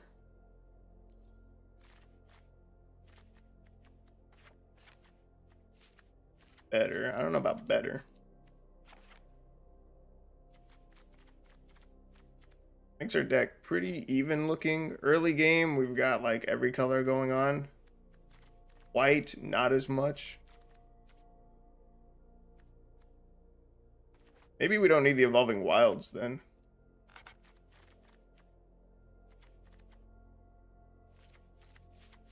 You can just go even split.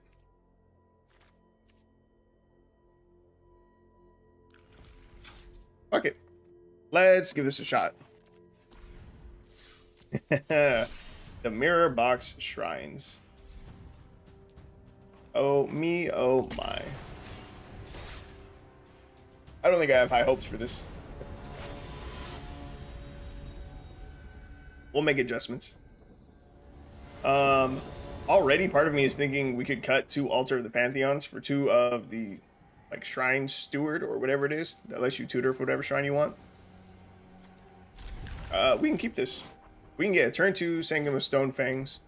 As long as we find another land, we can get Altar of the Pantheon down turn 3. And then after that, we can cast Sanctum of Fruitful Harvest.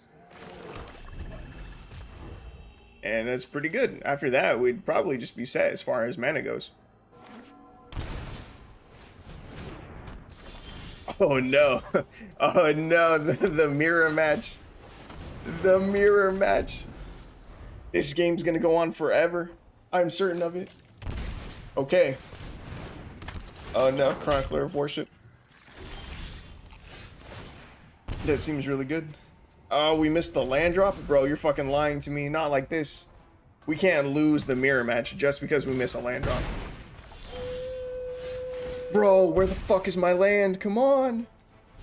All I need is 1.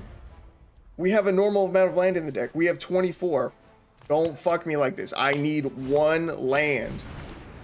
1 goddamn land. Bro, fuck this. I can't even believe this shit.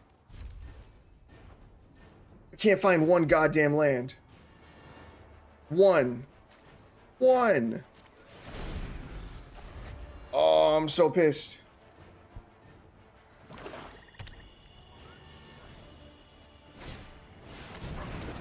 It's fucking bullshit, dude. Really? Really? Turn 5. Or 4, whatever. I don't know. 2 lands. That's such BS, dude. I can't believe that. I can't believe that. Absolute horseshit. We could have had his ass, dude. That was going to be such an interesting game. That was going to let us know if we found Mirror Box, if it makes that big of a difference. If it makes the difference to the point that we beat another Shrine deck, like, bro, that'd be huge. That'd be crazy. That'd mean that Mirror Box is absolutely nuts. It's cracked. But the world will never know. Because Arena absolutely fucked us. Right up the ass. 2 lands. 2 lands. Literally, I only needed to hit that 3rd land drop. At any point up to that, if I'd hit my 3rd land drop, we would have been fine. And now they give us a dog shit hand with double Mirror Box.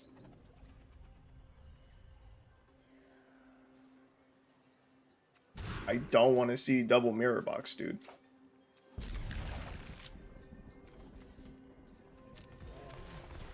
Oh, we mulligan down.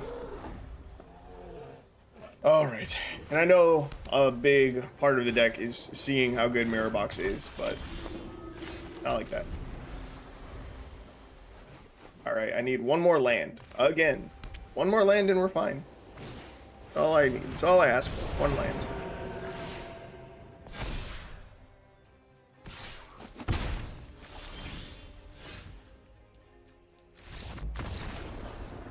Why is 1 land so much to ask for? What the fuck is this?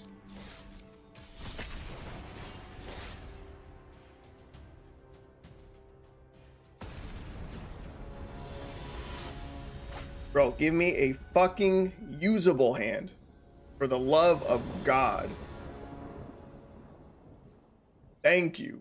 Jesus Christ. Why was that so much to ask for?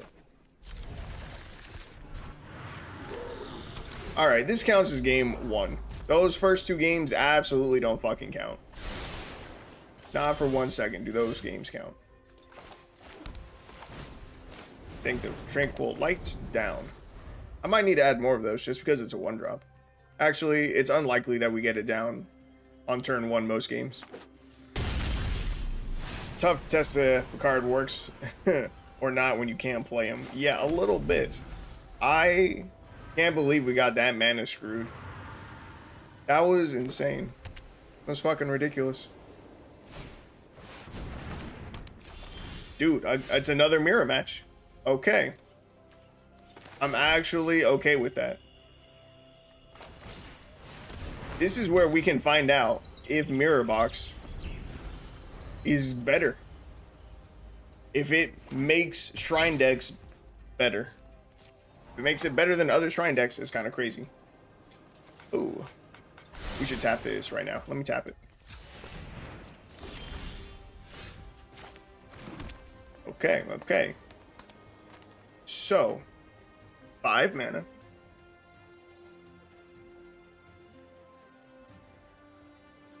What do I want to get down? Don't need the Mirror Box yet. I can use the Ghost Type Shared Purpose. Is that our end step? We can pay 1, so we will.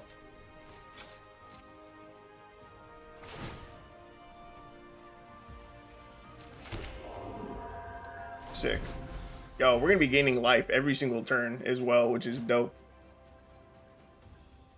Alright, come on. This is it. This is what all about. They have Sanctum of All already. A little bit concerning. Let's see. I think I get down the Honden of Night's Reach. Swing in for 3. End turn. A1. Damn, them having Sanctum of All on turn 5, having it on curve, it's really good against us. That's real bad. We only have one of them. And of all the shrines that we have,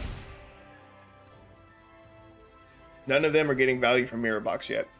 None of them are being doubled up. Is this... Oh my god, it's beginning of every upkeep. It's fucked.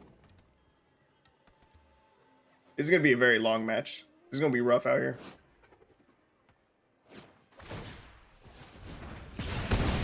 That's bad. Oh, that's good. Alright, they have no gas in their hand. It's pretty sick, actually.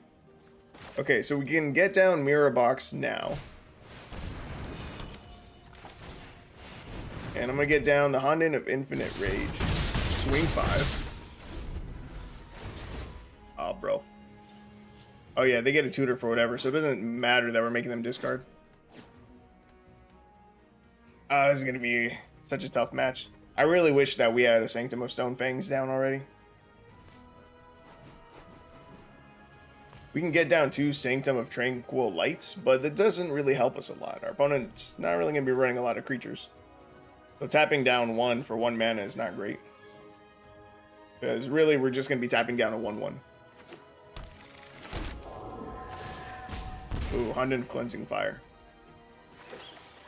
It's not looking great.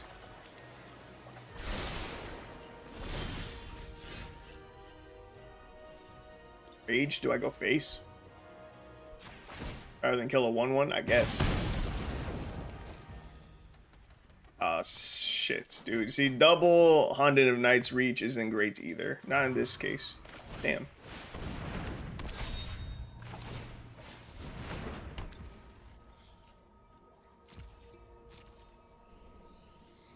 I mean, we can throw our 1/1s at his 1/1s. He probably trades all of them away, and then he gets to reload his 1/1s. Damn. That's unlucky. Bro, we really need to find our Sanctum of All, and we just can't do that. There's no way to tutor for it. It is a bummer.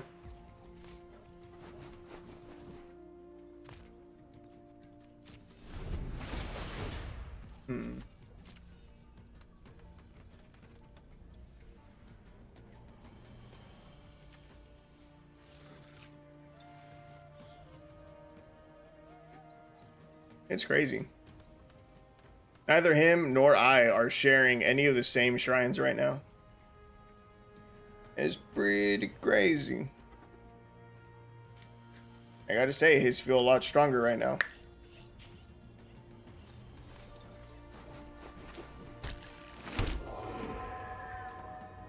Oh, there you go. So now he's copying us. Got Honden of Night's Reach. Wow, we're getting fucked by the Sanctum of Stone Fangs. Like, big time.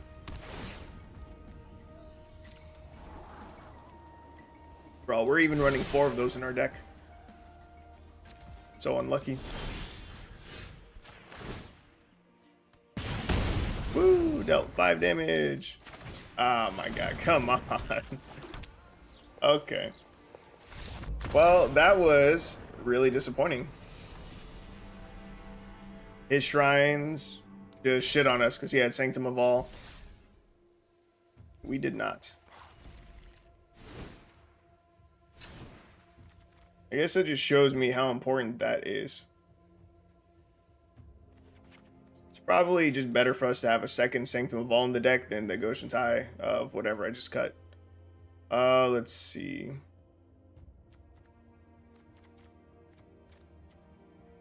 The Sanctum of Tranquil Lights, unfortunately, we found 2 of those, and they're basically useless against other shrine decks.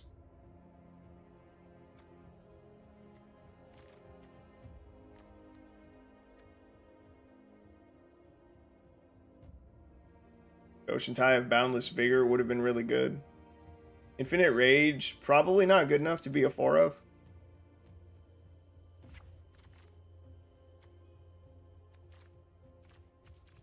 I want to get the other green shrine in here. The one that makes 1/1s. Fondant of Life's Web. I want to get 2 of these in here.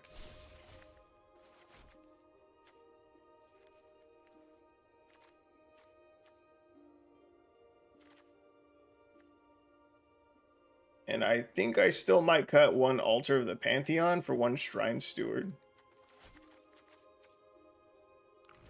Don't know if it's the right call. Don't know if we're going to struggle with mana because we're cutting one of our main mana fixing cards. But let's try it out. Let's see how this goes. I think this deck is going to take forever to fine tune.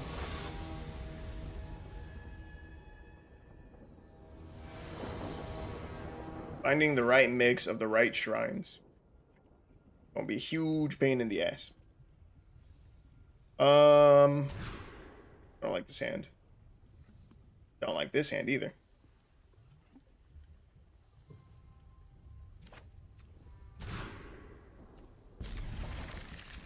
This we can keep.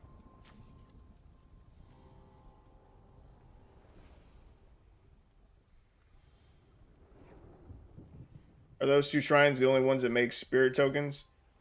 Yes, this one and this one. Yeah, those 4. That's all we have for making tokens.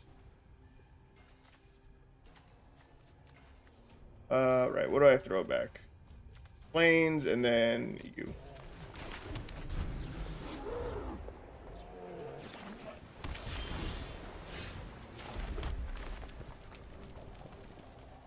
In Goshen Tide Boundless Vigor already? I'll go for the Sanctum of Stonefangs. I am happy to finally see that card early. Alright, give me 1 more land drop. Give me 1 more so I can play Altar of the Pantheon. 1 more. Opponent's playing with like 78 cards in their deck. We better not lose to them. Hell yeah. Land number 3. Altar of the Pantheon. Tap it at a black just to gain the life, and we're chilling. Okay. Alright, we might have a game. Do we have any of the shrines that draw cards? We have 2 Sanctum of Calm Waters.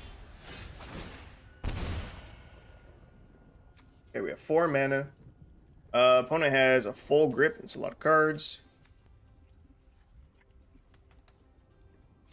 Let's see. I think I get down the Goshen Tide of Hidden Cruelty. I knew each shrine is an enchantment, so I was trying to see if Hallowed Haunting is worth trying to squeeze in. But if the shrines are doing what they do, it might feel like win more. Let me read the wording for it.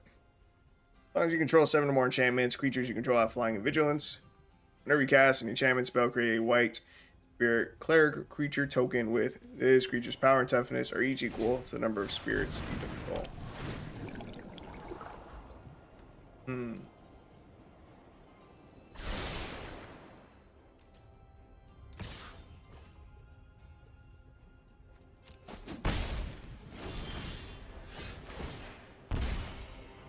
That's interesting. I think you're right. I think it would be a little bit win more at that point. And to squeeze that into the deck, we'd have to cut either the mirror boxes or the Sanctum of All. I think if I was going to make a deck around Hallowed Haunting, it'd be different. I think I would want to make it a Hallowed Haunting deck. This should be a mirror box shrine deck. So, yeah, I think we're going to keep it as is. Or at least not add the Hallowed Haunting. Definitely going to make changes at some point, though.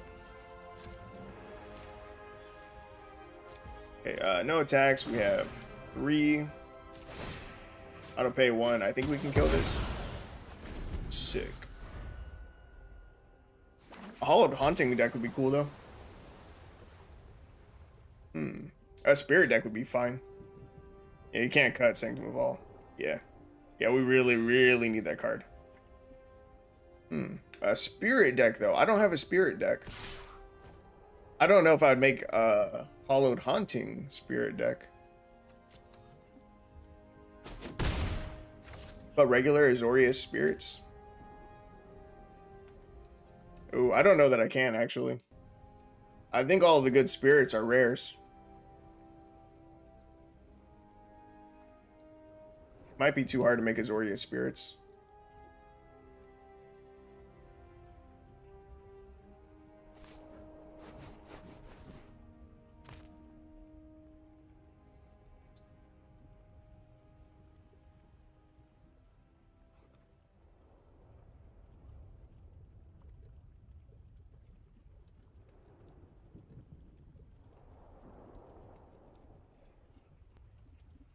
Drog Skull Captain is an uncommon. That's a good start.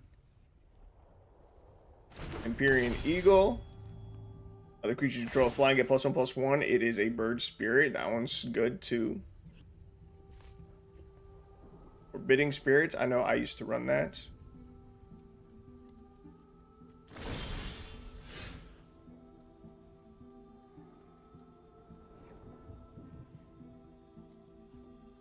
What are the other spirit lords?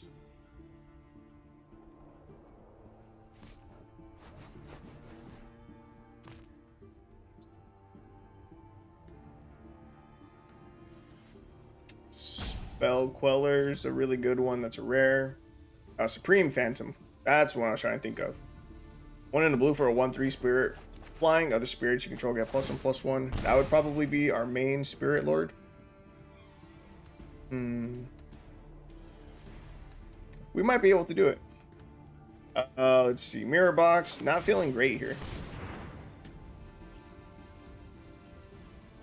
I think we maybe just have too many. Oh my. I think we have too many different shrines.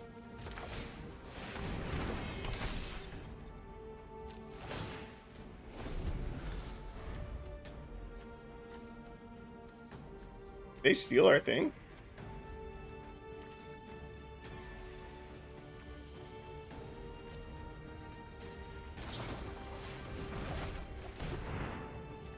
What did I miss?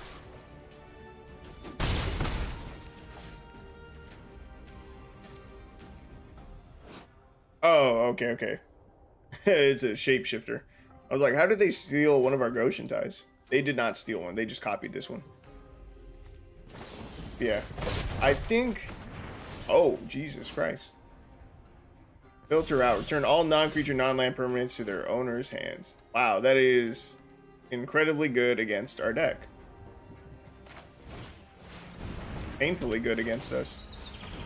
If they're running one of those, they're probably running more of it, which is really bad for us. What a weird card to absolutely counter our deck. I think we're going to win, though. Our opponent has one card in hand. They have a 2/2 and a 2/1. Not really concerned about it. We can get down Honden of Life's Web now. Pretty sick. Yeah, I think this deck with Mirror Box would be a lot better if we were running a lot more like 4-ofs as far as shrines go. But I really just don't know what the best ones to run are. Honden of Infinite Rage is maybe just not that great. But in my head, having multiple of these go off sounds really cool. Maybe Sanctum of Fruitful Harvest just doesn't need to be in here. I could like cut 2 of these, add in like, I don't know, another Goshen Tide of Boundless Vigor, another Hidden Cruelty maybe, or another Honden of Life's Web. I don't know. Sanctum of Tranquil Light maybe can only be a 1-of in the deck.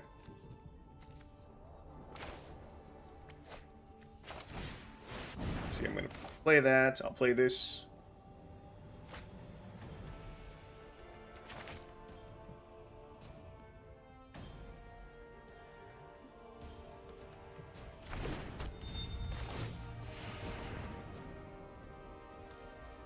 Why didn't you just use this? Oh, I see why.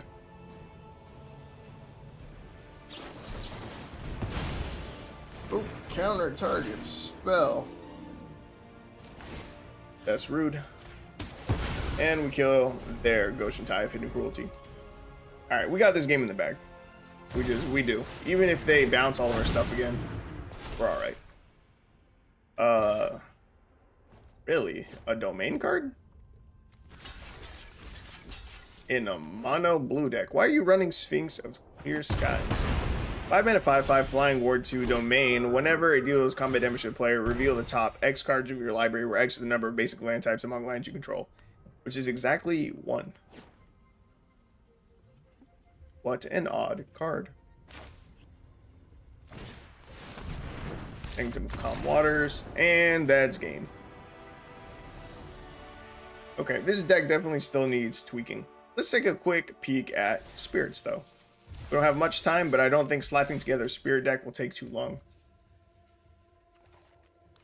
I don't know if I'll have the wild cards for it, though.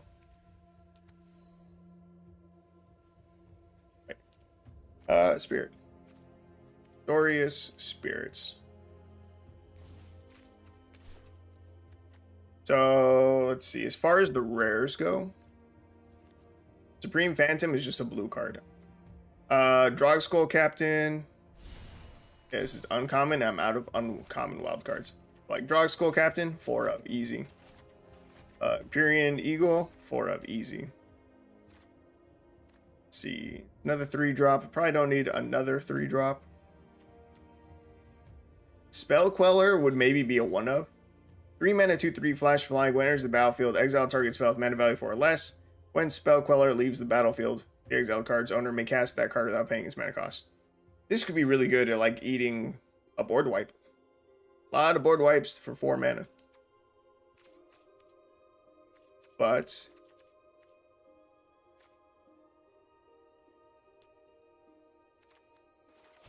Supreme Phantom is probably still just the 4 of. It'd be our 4 rares. There's Patrician Geist, 3 mana, 2/2 flying. Other spirits you control get +1/+1. Spells you cast from your graveyard cost blue less to cast.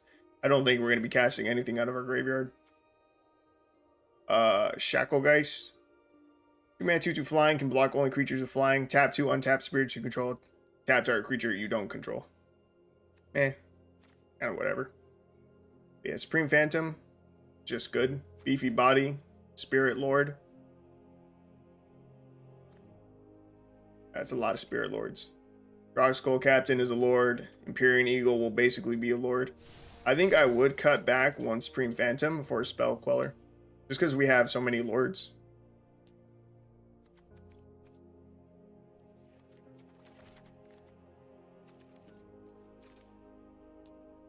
Then at that point, the question becomes, what are the good 1 and 2 drop spirits to run that we can curve out real nice? They also kind of need to have flying. That makes them good with Empyrean Eagle. So let's see. This has to die to make a spirit. This has to die. Doppelgeist, 1 mana, 1/1. When enters the battlefield, tap target creature an opponent controls. Doesn't seem bad. And it has Delirium. At the beginning of each opponent's upkeep, if there are 4 or more card types among cards in your graveyard, tap target creature that player controls. Not bad. I would run that. Lantern Bearer, 1 mana, 1/1 with flying. The disturb is enchant creature. Enchanted creature gets +1/+1 and has flying. It's kind of mid. All of our stuff will already have flying. Spectral Sailor, 1 mana, 1/1 flash flying. We can pay for, draw a card. Castaway, 1/3. Doesn't have flying. He has to die to flip. Erdwall Illuminator, 2 mana, 1/3 flying. Whenever you investigate for the first time each turn, investigate an additional time. Probably not running too many investigate cards. Tattered Haunter, aggressively statted, probably good. 2 mana, 2/1 flying. Can block only creatures with flying. I'm okay with that. Again, we probably want to be going face with it. We're trying to be like fairly aggro. And there's not a lot of spirits. Even less with flying. That we would actually want to run.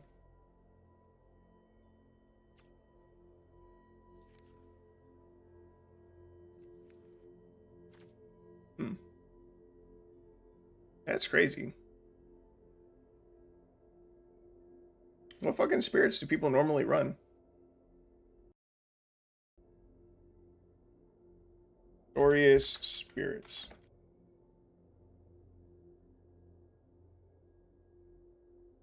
Let's see. Mausoleum Wanderer, it's a rare. Spectral Sailor, so people do run it. Orzhov, I think?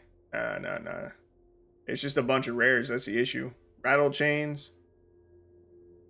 Shacklegeist, Supreme Phantom, Reason Borrower, not even a spirit. Catilda's a spirit, that's surprising. Full set of Spell Queller, not just our 1 of. Yeah, it's just a bunch more rares.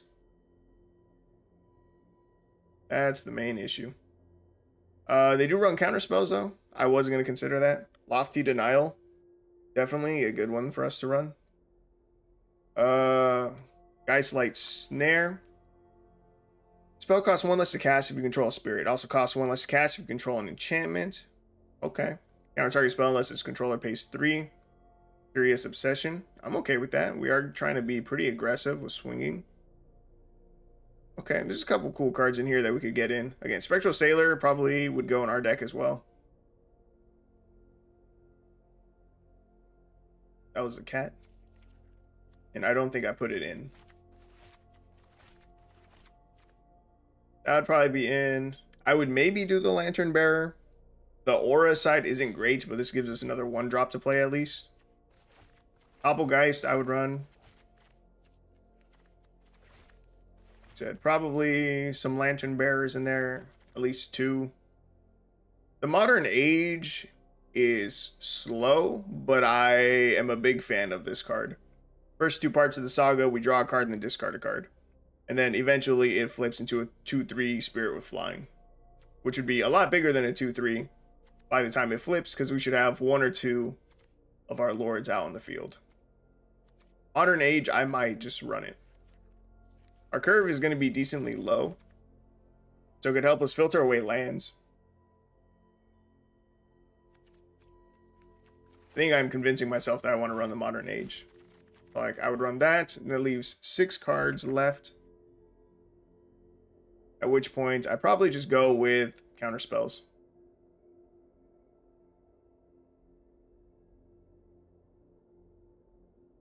The Geistlight Snare. Really, a 4-up for this? 2 mana to counter target spell unless its controller pays 3. None of these are enchantment creatures. We're not getting the bonus from the enchantments. Oh, yes, we are. They're trying to run Curious Obsession as well. Is it better to run Curious Obsession than the Modern Age?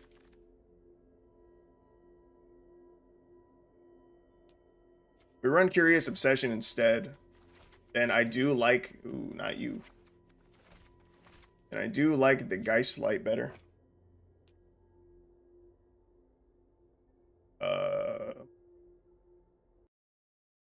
Yeah, we have that card, right? Maybe I just misspelled it. Geistlight Snare. EI? We not have it on Arena. 1 and 2 drops. Okay. There we go. Geistlight Snare. Wait, you know what? See, the Geistlight Snare, it works better if we have an enchantment. In which case, the Saga is decent too. The Modern Age helps turn that on as well. And also, you know, again, does the good stuff. Draw a card, discard a card, flips to a spirit. I think I would run it like this. Geistlight Snare being our only counterspell. It's just, the question is that counterspell worth running the other enchantments in the deck? And is it better than a Lofty Denial would be? Lofty Denial is probably just more consistent. But it's 1 more mana. 2 mana for an instant, counter target spell unless its controller pays 1. If you control a creature with flying, counter that spell unless its controller pays 4 instead. This more than likely will also cost 2 mana most of the time. I don't know.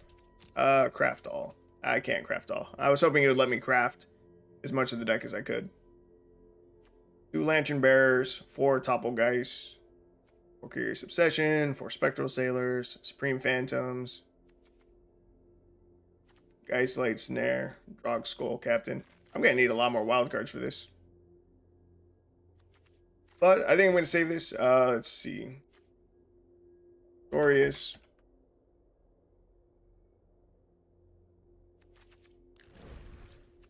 As soon as I'm off stream, I'm going to go buy some more gems. And I'll make that deck. Glorious Spirits. All right, let's take a quick peek at this deck again. Okay, Sanctum of Fruitful Harvest just does not need to be in the deck, I don't think. Let's see.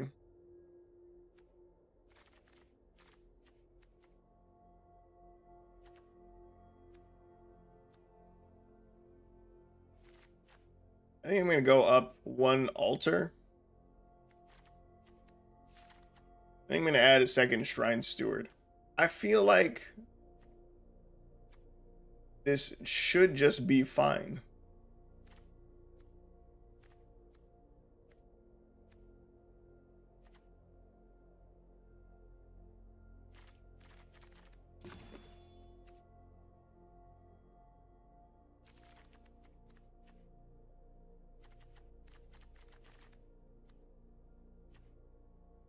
Shrine Steward can let us tutor for the Sanctum of All.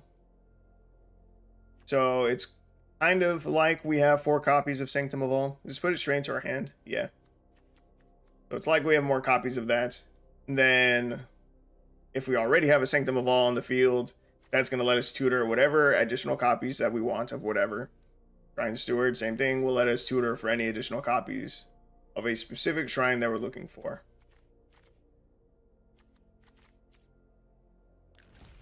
We're going to try it one more time. We're going to play one more game, and then hopefully we win. I hate ending a stream on a loss. But that'll wrap up the stream. Yes. I'll wrap up the stream, and then, like I said, I'll probably test out the Azorius Spirits after the stream is over.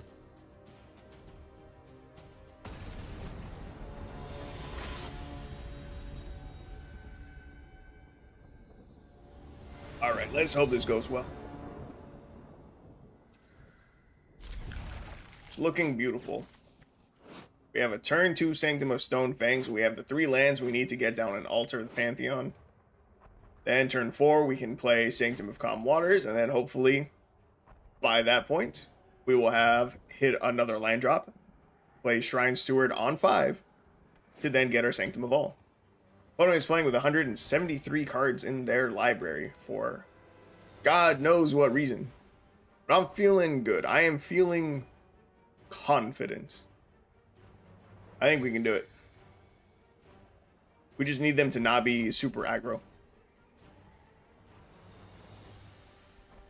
I hope we can start this match. That'd be nice too. I hope this guy is here. Not just wasting our time. I don't want to sit through all of his timers just to get a dub. Help pad our stats a little bit. That'd be kind of lame.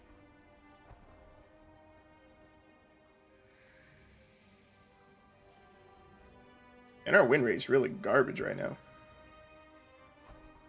Overall, across 7 versions of the deck, we're 7 and 12. That's bad. That's a 37% win rate. That's dog shit. It is poo-poo.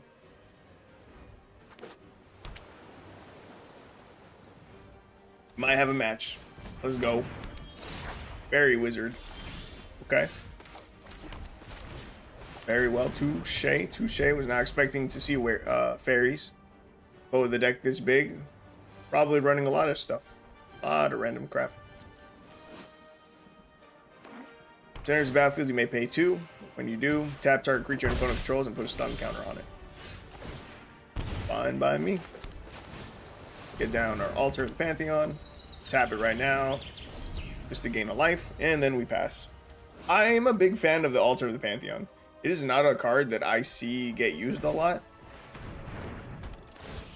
But I think it's pretty dope. You make me discard a card. It's fucking rude. How dare you?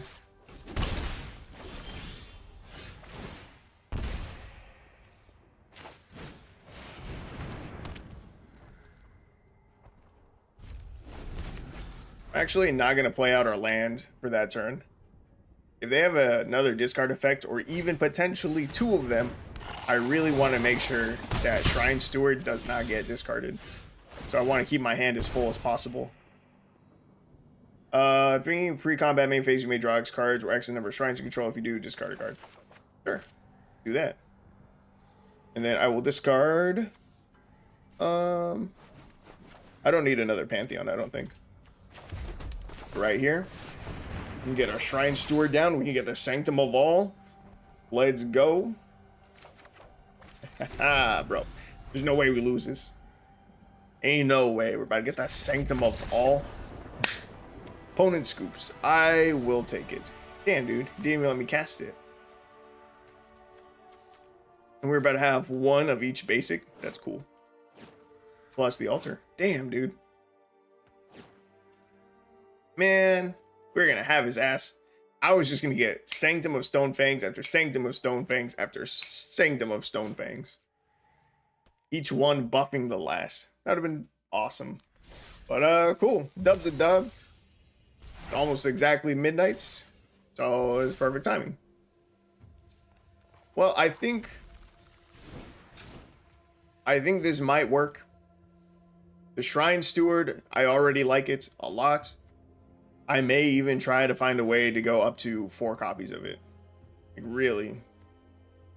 It's just that important that we find Sanctum of All. I don't know. It was going to be kind of lucky that we were going to be able to cast Sanctum of All. A little bit lucky. I don't know. I'm going to take the dub. I'm going to call it. Thank you for being in the stream. I appreciate it. It's always fun to have you guys here. And like I said, I'm going to end the stream and I'm going to check out the Azoria Spirits deck. So we'll probably revisit that tomorrow. Let you guys know how it went. So you guys have a good night.